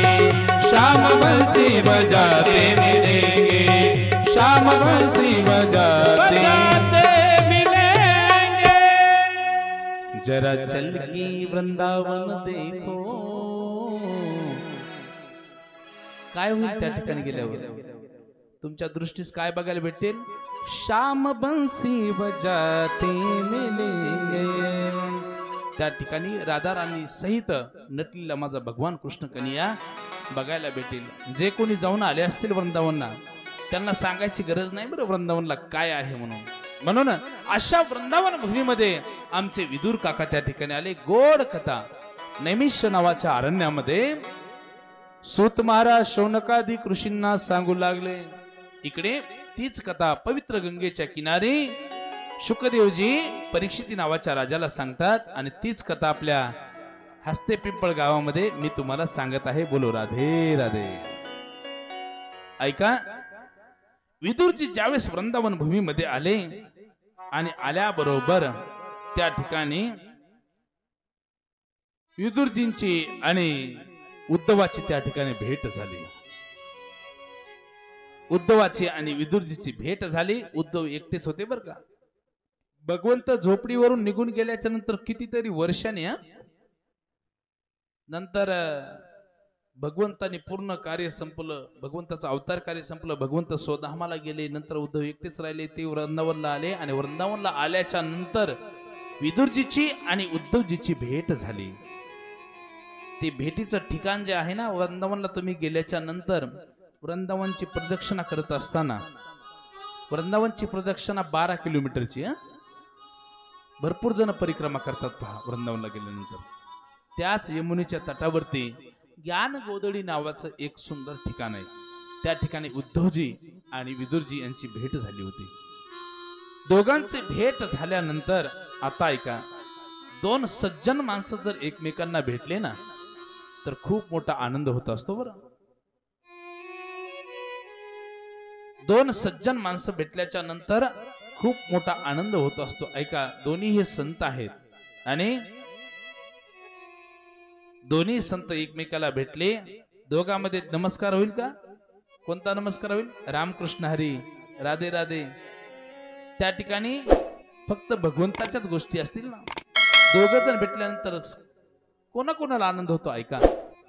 4 मिले 64 खिले 20 रहे कर जोड़, हरिजन से हरिजन मिले तो 7 करोड.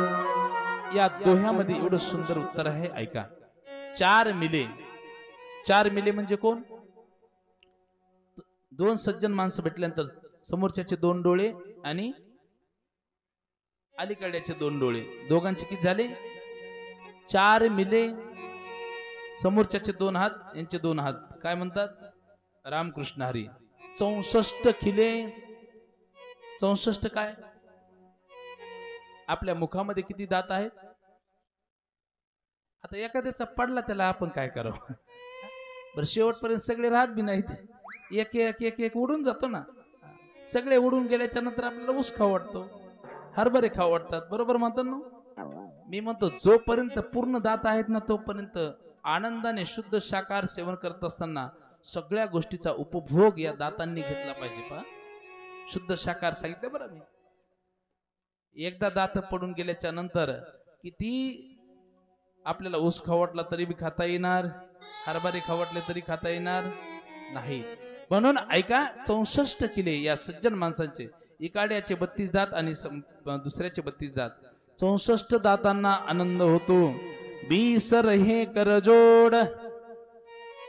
20 रहे करजोड. लक्षात आलं ना? हे किती? 10. हे 10 बोटे आणि समोरच्याचे 10 बोटे किती होतात? 20. 20 रहे करजोड म्हणतात रामकृष्ण हरी, राधे राधे, जय हरी माऊली. कारण सज्जन माणसांचे लक्षण बरे. नंतर काय म्हणतात? हरिजन से हरिजन मिले तो 7 करोड. मी तुम्हाला सांगितलं कालच्या प्रसंगामध्ये, आपल्या शरीरावरती 3.5 कोट रोम आहेत. बारीक बारीक बारीक जे तुम्हाला दिसतात ना रोम, याचे 3.5 आणि त्याचे 3.5 किती होतात? 7. या 7 कोट रोमांना एवढा आनंद होतो, ते नाचू लागतात. कारण का? तिथं फक्त भगवंताच्याच गोष्टी होतात, भगवंताच्याच नावाचा संवाद त्या ठिकाणी साधला जातो. म्हणून भगवत भक्ताला खूप समाधान प्राप्त होत असतं. म्हणून हे 2 असणारे उद्धवजी आणि विदुरजी संत आहेत, भगवंताचे भक्त आहेत. एकमेकाला भेटले आणि विदुरजी उद्धवाला विचारतात, द्वारकेमध्ये सर्व व्यवस्थित चाललेलं आहे ना? सगळा द्वारकेतला कारभार व्यवस्थित आहे का? असं म्हटल्याबरोबर त्या ठिकाणी उद्धवजीच्या डोळ्यामध्ये अश्रू आले. का अश्रू आले असतील मातांनो? दोन्ही डोळ्यामध्ये अश्रू आले. एक शब्दही मुखातून बाहेर निघत नाही. का निघत नाही? तर भगवंत त्या ठिकाणी स्वधामाला निघून गेले होते. विदुरजीला वाटलं धृतराष्ट्र नावाचं जे म्हातारा आहे ते खूप मोठमोठ्याने बोलायचं, पहा वेगवेगळ्या गप्पा मारायचं, ते गचकलं नसेल म्हणून तर या ठिकाणी उद्धवजी शांत झाले असतील. उद्धवजी काय झालं आता ऐका. उद्धवजी म्हणतात, हे विदुरजी तुम्हाला सांगू एक प्रसंग तुम्हाला आठवतो का? आम्ही तुमच्या झोपडीवर आलो होतो. तुमच्या घरी आल्यानंतर आम्ही सुंदर फळाचा आस्वाद घेतला होता, कन्या खाल्ल्या होत्या. भगवान कृष्ण कन्या द्वारकाधीश भगवंत आपल्या झोपडीवरती आलेले आठवतंय का? होय उद्धवजी आठवतं. ते भगवंत आज आपल्याला सोडून त्यांच्या धामाला निघून गेले. हे शब्द आमच्या विदुरजींनी ऐकले आणि ऐकल्याबरोबर डोळे झाकले, गर्र दिसून चक्कर आली. वृंदावनच्या त्या भूमीमध्ये हा यमुनेच्या तटावरती था दिसून खाली पडले. एक शब्दही त्या ठिकाणी बोलत नाहीत. 10 मिनिटं झाले, 15 मिनिटं झाले. उद्धवजींनी अलगत विदुरजींना उचललं. काय झालं? त्यावेळेस विदुरजी म्हणतात, उद्धवा अरे द्वारकेचा राजा असणारा तो मोठ्याच्या घरी जाईल याच्यात नवल नाही, पण माझ्या गरीबाच्या झोपडीवरती भगवंत आले होते. माझ्या पत्नीला मला दर्शन दिलं. आमच्या गरीबाच्या झोपडीवरली त्यांनी कन्या खाल्ल्या. आमची चटणी भाकरी त्यांना गोड लागली आणि ते भगवंत आपल्या सगळ्यांना सोडून गेले असं म्हणून विदुरजी रडू लागले. आणि विदुरजी रडत रडत म्हणतात, हे उद्धवजी देवाने माझ्यासाठी काही निरोप काही पाठवलं का? असं म्हटल्याच्या नंतर उद्धवजी म्हणतात, काका अहो भगवंत जेव्हा निजधामाला निघाले तेव्हा तुमची आठवण काढून गेले. बरं काय म्हटले सांगा ना? दिव्य असं ज्ञान तुमच्यासाठी भगवंताने दिले. विदुर काका यांचा किती मोठा अधिकार असेल श्रोत्यांनो. साक्षात भगवान श्रीकृष्ण कन्या परमात्मा निजधामाला जाताना विदुर काकांची आठवण काढतात. देवाची आपल्याला आठवण व्हावी म्हणून आपण देवाचा भक्त म्हणतो. पण विदुरजी सच्चा भक्त होते, बरं खरा भक्त होते. भगवंताने आठवण काढली. उद्धवजी म्हणतात, दिव्य असं ज्ञान तुमच्यासाठी दिलेलं आहे, पण ते ज्ञान मला सांगता येणार नाही. ते दिव्य असं ज्ञान मैत्री नावाच्या ऋषीकडे दिलेलं आहे. इथून जवळच असणाऱ्या हरिद्वाराच्या ठिकाणी मैत्री ऋषींचा आश्रम आहे. तिथे तुम्ही जा. मैत्री ऋषीकडे जे भगवान कृष्ण कन्याने दिलेलं दिव्य ज्ञान आहे तुमच्यासाठी, ते मैत्री ऋषी तुम्हाला सांगतील असं म्हणून त्या ठिकाणी विदुरजींनी त्या ठिकाणी उद्धवजीचं दर्शन घेतलं, गळाभेट घेतली आणि उद्धवजीचा निरोप घेऊन आता विदुरजी हरिद्वाराच्या ठिकाणी निघतात. मुक्काम दर मुक्काम करत करत करत हरिद्वाराच्या ठिकाणी पोहोचतात. विदुरजी हरिद्वाराच्या ठिकाणी आले आणि मैत्री ऋषींच्या आश्रमाच्या जवळ जातात. मैत्री ऋषींनी बघितलं, साक्षात विदुरजी माझ्याकडे येत आहेत. मैत्री ऋषी वाटच बघत होते, कारण भगवंतानी मैत्री ऋषींना सांगितलं होतं, माझा परम भक्त असणारा विदुरजी तुमच्या आश्रमामध्ये येईल, त्यांना दिव्य असं ज्ञान सांगा. मैत्री ऋषींनी बघितलं, दिव्य असं स्वागत केलं. कारण आपली भारतीय संस्कृती एवढी श्रेष्ठ आहे. आपली भारतीय संस्कृती सांगते अतिथी देवो भव, ही आपली भारतीय संस्कृती. बाहेर गावाहून कथा ऐकायला जर पाहुणे आपल्या गावामध्ये आले, बर का माता मंडळींनो, पुरुष मंडळी, बाहेर गावचे जर आपल्या इथे कथा ऐकायला आले तर त्यांचं स्वागत आपण केलंच पाहिजे. कथा संपल्यानंतर आपल्या घरी त्यांना चहा पाण्याला आपण नेलंच पाहिजे. घरी नाही वाटत नसेल तर इथं आणून तरी दिला पाहिजे. नाही जरी ते बी नसतं जमत तर चहाला 10 रुपये तरी दिले पाहिजे का नाही? त्यांचं स्वागत आपण केलं पाहिजे. बोला राधे राधे. दिव्य असं स्वागत विदुरजींचं केलं आणि विदुरजींनी सुंदर मैत्री ऋषींना त्या ठिकाणी वेगवेगळे प्रश्न विचारत असताना सांगितलं की आपल्या या सृष्टीची उत्पत्ती कशी झाली. ही कथा आपण पूर्व प्रसंगामध्ये श्रवण करत होतो की परीक्षित राजाने शुकदेवजींना प्रश्न केल्याच्या नंतर शुकदेवजी म्हटले होते, असाच प्रश्न पूर्वी विदुरजींनी मैत्री ऋषींना विचारला होता की या सृष्टीची उत्पत्ती कशी झाली. त्यावेळेस सुंदर कथा सांगतायत की या सृष्टीच्या आरंभी त्या ठिकाणी सृष्टी उत्पन्न कशी झाली. एक वेळेस मैत्री ऋषी म्हणतात, भगवान नर नारायण जलाशयावरती पोहडलेले असताना त्या ठिकाणी भगवंताच्या नाभीमधून कमलाची उत्पत्ती झाली. काल मी एकदम थोडक्यात सांगितलं होतं तुम्हाला. आणि त्या कमळामधून ब्रह्मदेवाची उत्पत्ती झाली. ब्रह्मदेवाची उत्पत्ती झाल्याच्या नंतर ब्रह्मदेवाने अनेक वर्ष विचार केला, मी कसा निर्माण झालो, माझी उत्पत्ती कशी झाली. तेव्हा अनेक वर्ष तपश्चर्या केली आणि तपश्चर्या केल्याच्या नंतर त्या ठिकाणी भगवंत प्रसन्न झाले. सांगितलं, हे ब्रह्मदेवा, मीच तुझी उत्पत्ती केलेली आहे. आणि सांगितलं कशासाठी माझी उत्पत्ती केली. त्यावेळी सांगितलं, तुम्ही सृष्टी निर्माण करा. कोणाला सांगितलं? ब्रह्मदेवाला. कोणी? साक्षात भगवंताने सांगितलं, तुम्ही सृष्टी निर्माण करा. त्यावेळेस ब्रह्मदेवाने 10 प्रकारची सृष्टी निर्माण केली. पहा, पण ती संपूर्ण सृष्टी पापमय होती. पुन्हा त्या ठिकाणी ती सृष्टी थांबवली. नंतर सनकादिकांना निर्माण केलं. कोणी? ब्रह्मदेवाने. ऐका, आपण इथे कसे आलो याचं चरित्र सुरू आहे. नंतर सनकादिकांना सांगितलं, हे बाळांनो, तुम्ही त्या ठिकाणी सृष्टीचा विस्तार करा, सृष्टी त्या ठिकाणी खूप मोठी करा, सृष्टी निर्माण करा. त्यावेळेस या सृष्टीच्या आरंभी, लक्ष द्या श्रोत्यांनो, या सृष्टीच्या आरंभी ब्रह्मदेवाच्या मुलांनी बापाचं ऐकलं नाही. त्यांनी सांगितलं, आम्ही माया मोहापासून अलिप्त आहोत, आम्हाला कुठलाही लवलेश नाही, म्हणून आम्ही सृष्टी निर्माण करणार नाहीत. हे कुणी नाही ऐकलं? ब्रह्मदेवाच्या मुलांनी. आपल्या मुलांनी नाही ऐकलं तर आपल्याला लय राग येतो. पहा, आपले मुलं ऐकत नाही त्याच्यात काही एवढं नवल नाही, पण ब्रह्मदेवाच्या मुलांनी आरंभीच ऐकलं नाही. पहा, सृष्टीच्या आरंभीच त्या ठिकाणी सनकादिकांनी ब्रह्मदेवाचं ऐकलं नाही. सांगितलं, आम्ही काय सृष्टी निर्माण करणार नाहीत. नंतर ब्रह्मदेवाला राग आला, माझेच मुलं माझं ऐकत नाही. ब्रह्मदेवाला राग आला आणि राग आल्याच्या नंतर ब्रह्मदेवाच्या डोळ्यातून अश्रू येऊ लागले. ब्रह्मदेवाच्या भूमध्यामधून साक्षात भगवंताने एक अवतार घेतला. त्या अवताराचं नाव आहे रुद्र भगवंत.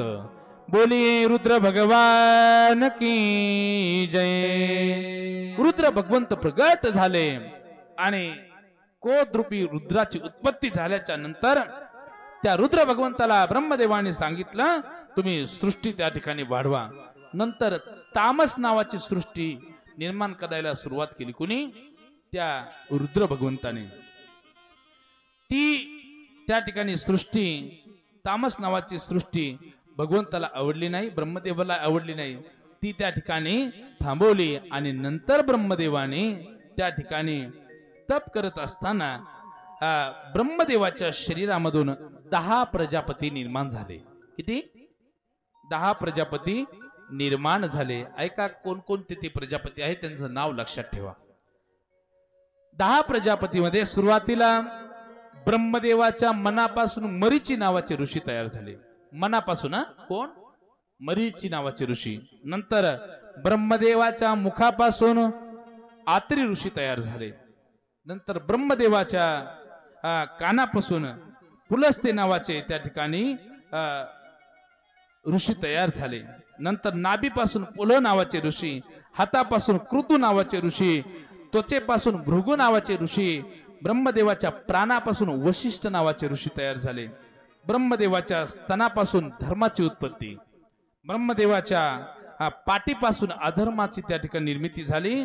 ब्रह्मदेवाच्या अंगठ्यापासून दक्ष नावाचा प्रजापती तयार झाला आणि ब्रह्मदेवाच्या मांडीपासून नारद नावाचे संत त्या ठिकाणी निर्माण झाले.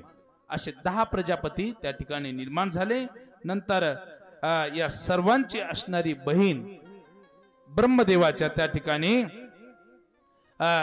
वाणीपासून सुंदर सरस्वती देवीची त्या ठिकाणी उत्पत्ती झाली. एवढं सुंदर रूप त्या या सर्वांची बहीण असणारी सरस्वती.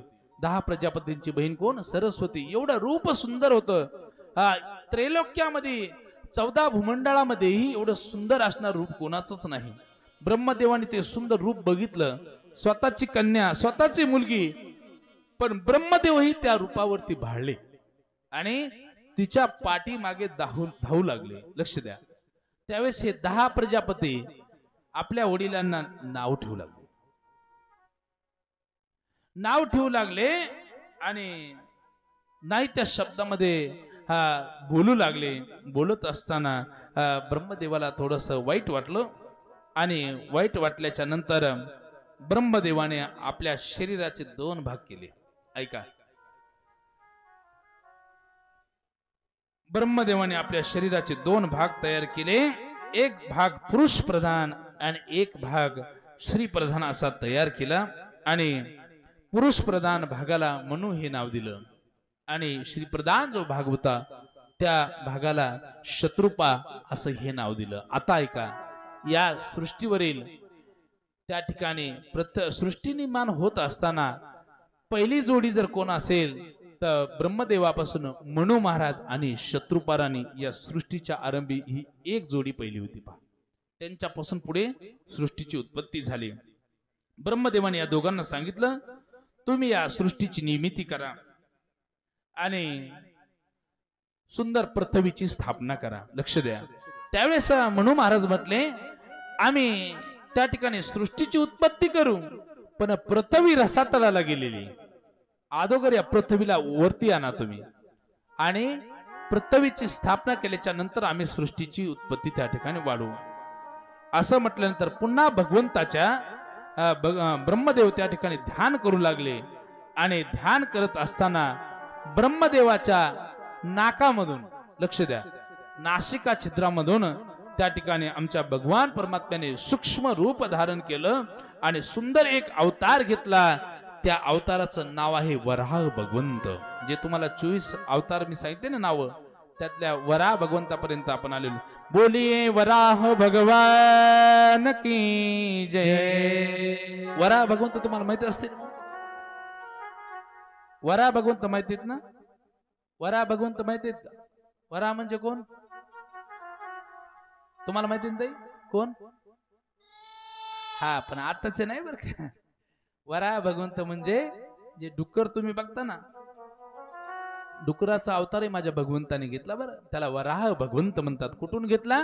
ब्रह्मदेवाच्या नासिका छिद्रामधून, नाकामधून वराह भगवंताने अवतार घेतला आणि ब्रह्मदेवाने सांगितलं, हे वराह भगवंता, जा पृथ्वी रसातळाला गेलेली आहे ती अलगत वरती घेऊन या आणि त्याची स्थापना करा. वराह भगवंत त्या ठिकाणी सूक्ष्म रूप होतं, क्षणार्धामध्ये आकाश एवढं रूप धारण केलं. पाण्यामध्ये गेले, रसातळाला गेले आणि गेल्यानंतर त्या ठिकाणी ऐका, हिरण्यकश्यपू आणि हिरण्याक्ष असे 2 वीर आहेत. पहा, त्यातला हिरण्याक्ष जो आहे ना, त्याच्या हातामध्ये ती पृथ्वी होती. पहा, त्याने पकडलेली होती. वराह भगवंत त्याच्या जवळ गेले, पृथ्वीला घेऊ लागले. पृथ्वीला घेत असताना दोघांमध्ये युद्ध सुरू झालं. एवढं घनघोर युद्ध सुरू झालं, वरती जे पाणी होतं पूर्ण लाल बुंद दिसू लागलं. गदेने प्रहार करू लागला तो. आमचे भगवंत फक्त त्या ठिकाणी मुखाने त्याला मारायचे आणि मारत मारत त्या ठिकाणी एक असणारा त्याच्या मुखावरती मार दिला. हिरण्याक्षाचा वध त्या ठिकाणी केला. रक्ताने माखलेलं शरीर आमच्या वराह भगवंताचं अलगद पृथ्वी आपल्या दाढेवरती घेतली. पाण्याच्या वरती वराह भगवंत आले आणि स्वर्गातल्या देव लोकांनी पुष्पवृष्टी केली आणि पृथ्वीची स्थापना या ठिकाणी झाली. वराह भगवंत त्या ठिकाणी आपल्या धामाला निघून गेले. सुंदर पृथ्वीची त्या ठिकाणी स्थापना झाली आणि पृथ्वीची स्थापना झाल्याच्या नंतर त्या ठिकाणी आता मनु महाराज आणि शत्रुपा राणी या ठिकाणी या सृष्टीची उत्पत्ती करू लागले.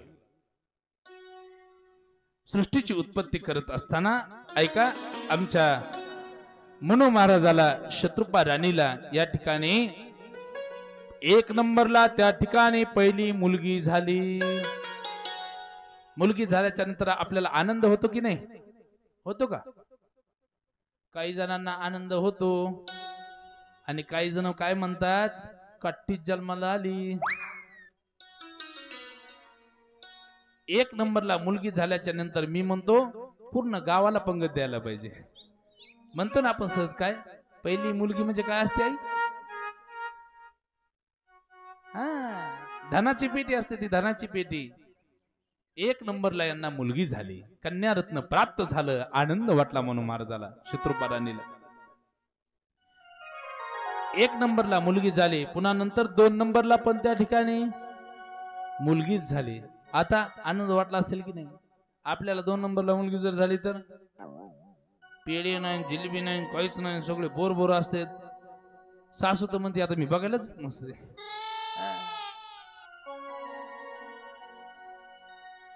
2 नंबरला ही मुलगीच झाली. आणि ऐका मातांनो, काय नशीब असेल, म्हणो महाराज शत्रुपा राणीला 3 नंबरला पण मुलगी झाली.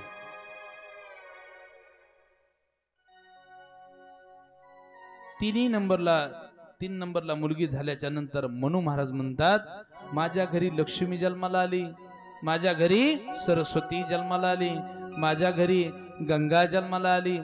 भाग्यवान स्वतःला समजू लागले. ऐका मातांनो, प्रत्येकाला त्या ठिकाणी मुलगी पाहिजे बरं. ज्याच्या घरात मुलगी जन्माला आलेली त्यांनाच प्रेम हे काय कळू शकतं बरं. ज्याच्या घरामध्ये मुलगी जन्माला आली नाही त्यांना प्रेम ही संज्ञा स्पष्ट होऊ शकत नाही, त्यांना प्रेम समजू शकत नाही. कारण मुलगी भाग्यवान असते. मी तर असं म्हणतो महाराज, ज्याला एखाद्याला मुलगी नसेल त्यांनी एखादी मुलगी दान घेतली पाहिजे. एखाद्याला 4 मुली, त्याच्याकडून ती मुलगी दान घेऊन तिचं कन्यादान केलं पाहिजे. पहा, कारण हे कोणाच्याही नशिबात नाही बरं का. मुलीचा बाप होणं हे काहीच्याच नशिबामध्ये असतं बरं. तसं मी पण भाग्यवानच आहे. मला पण सुंदर 4 वर्षाची मुलगी पहा.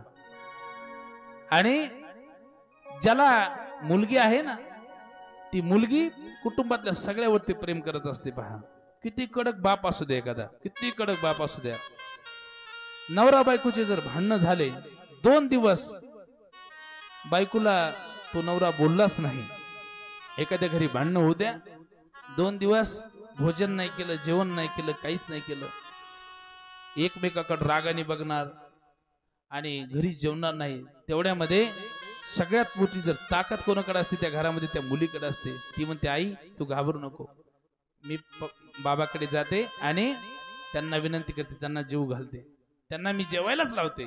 म्हणून ती काय करते, जवळ येते बापाच्या. आणि ऐका ना मातांनो, जवळ जाते बापाच्या जवळ जाऊन बापाचा हात आपल्या हातामध्ये घेते. कोण? मुलगी, मुलगा नाही, हातामध्ये घेते.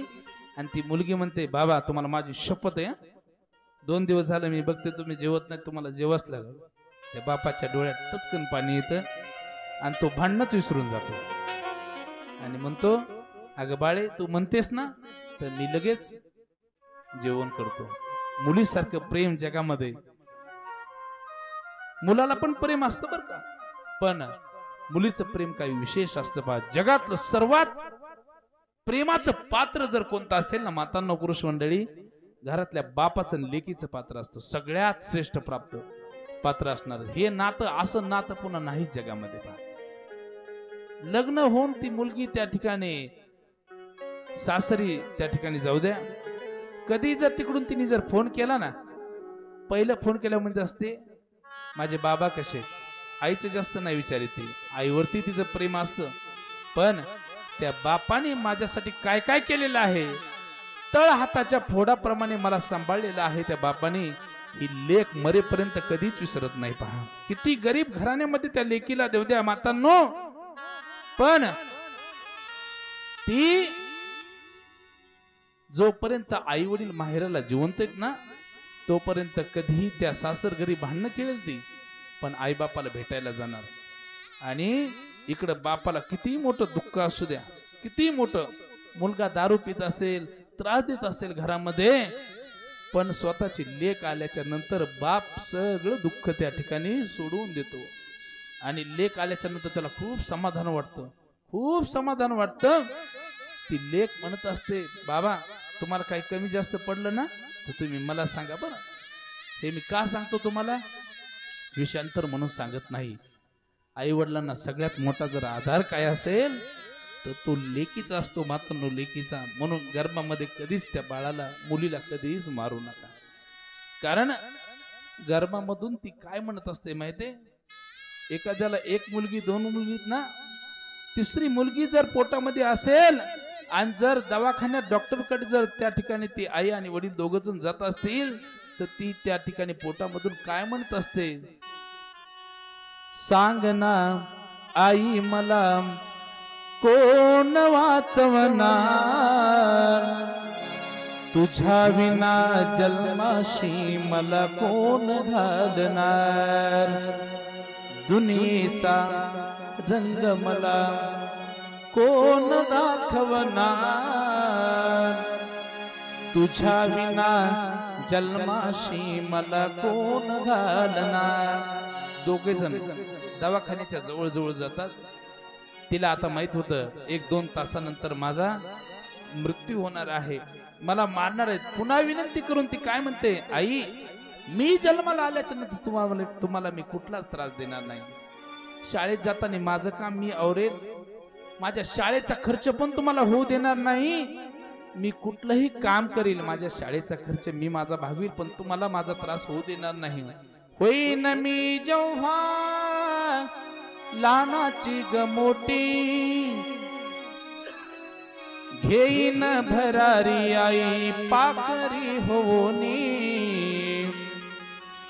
शाळेतून आल्यावर काम करणार तुझ्या विना जन्माशी मला कोण घालणार पुन्हा ती काय म्हणते 1 मिनिटामध्ये पुन्हा ती काय म्हणते आई शेवटची विनंती करते ग दोघांनाही की कमीत कमी दादाला राखी बांधण्यासाठी तरी मला जन्माला येऊ द्या शेवटची विनंती करते काय म्हणते राखी पौर्णिमेचा येईल ग सण राखी पौर्णिमेचा येईल ग सण माझ्या ग दादाला राख्या बांधीन 2-2 कुंकवाचा टिळा त्याच्या कपाळी लावणार तुझ्या विना जन्माशी मला कोण घालणार आणि शेवटला म्हणते ज्यावेळेस माझं लग्न होईल ना त्यावेळेस मी या घराला सोडून निघून जाणार त्यावेळेस माझा कुठलाही त्रास तुम्हाला होणार नाही ती म्हणते मी त्या ठिकाणी या घरातून निघून गेल्याच्या नंतर मी दूर दूर जाईन आणि दूर दूर गेल्याच्या नंतर तुमच्या डोळ्यामध्ये अश्रू येऊ देऊ नका हे संपूर्ण जग मला बघायचंय म्हणून मला त्या ठिकाणी जन्माला येऊ द्या म्हणून मी मातांना विनंती करेल आणि सांगेल या सप्ताहामध्ये श्री जन्माचं स्वागत करा श्री जन्माचं स्वागत करा कधी त्या ठिकाणी मुलींना गर्भामध्ये मारू नका 9 महिने 9 दिवसाने झाली जग बघण्याची घाई वंशाच्या दिव्या पायी नको पण देवी जवळ वंशाच्या दिव्या पायी नको पण देवी जवळ 9 महिने 9 दिवसांनी झाली जग बघण्याची घाई वंशाच्या दिव्या पायी नको पण देवी जवळ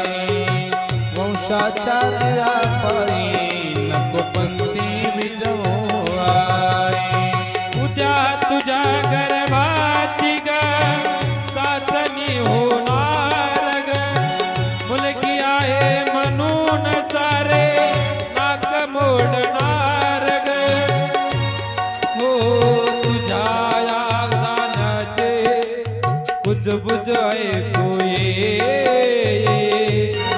हो वंशाच्या दिव्या पायी नको पण देवी जवळ 9 दिवसाने झाली जग बघण्याची घाई 9 दिवसाने झाली जग बघण्याची घाई वंशाच्या दिव्या पायी नको पण देवी जवळ वंशाच्या दिव्या पायी नको पण देवी जवळ 9 महिने 9 दिवसात झाली जग बघण्याची घाई वंशाच्या दिव्या पायी नको पण देवी जवळ लक्षात आलं ना का चरित्र तुम्हाला सांगितलं तर आपण मुलीला जन्माला येऊ द्या मुलीचा दर वाढवा कारण दोन्ही कुळाचा उद्धार करणारी ती असते. म्हणून करता म्हणून महाराज आणि शत्रुपा राणी यांना सुरुवातीला किती मुली झाल्या? 3 मुली झाल्या. 3 मुलींचं नाव ठेवलं. पहिल्या मुलीचं नाव त्या ठिकाणी आकुती असं ठेवलं, दुसरीचं त्या ठिकाणी देवहूती असं ठेवलं आणि तिसरीचं नाव प्रसूती असं ठेवलं. 3 मुलींचे नाव लक्षात राहिले. अजून एकदा सांगतो, आकृती, देवहूती आणि प्रसूती. आणि नंतर त्या ठिकाणी देवाची कृपा झाली, यांच्या पोटी 2 मुलं जन्माला आली. एक प्रियव्रत आणि उत्तानपाद असे 2 मुलं त्यांच्या पोटी जन्माला आले. एकूण 5 अपत्यांना यांनी जन्म दिला. इथून पुढे या सृष्टीची उत्पत्ती कशी होते सुंदर. देवहूतीचं चरित्र आपण थोडक्यात पुढे बघणार आणि नंतर साक्षात कपिल भगवंत त्यांच्या पोटी कसे जन्माला येतात हे सुंदर आपल्याला चरित्र ऐकायचं. नंतर पुढे साक्षात ध्रुव बाळाची कथा आपल्याला ऐकायची. नारदजी ध्रुव बाळाची सुंदर आपल्याला पात्रासहित या ठिकाणी सुंदर त्या ठिकाणी कथा ऐकायला आणि बघायला मिळणार आहे. पण तत्पूर्वी या ठिकाणी आता आपण 10 मिनिटाचा त्या ठिकाणी एक ब्रेक देऊया. नंतर पुढील कथेला सुरुवात करूया. गोपाल कृष्ण भगवान की जय. श्रीमद भागवत महापुराण की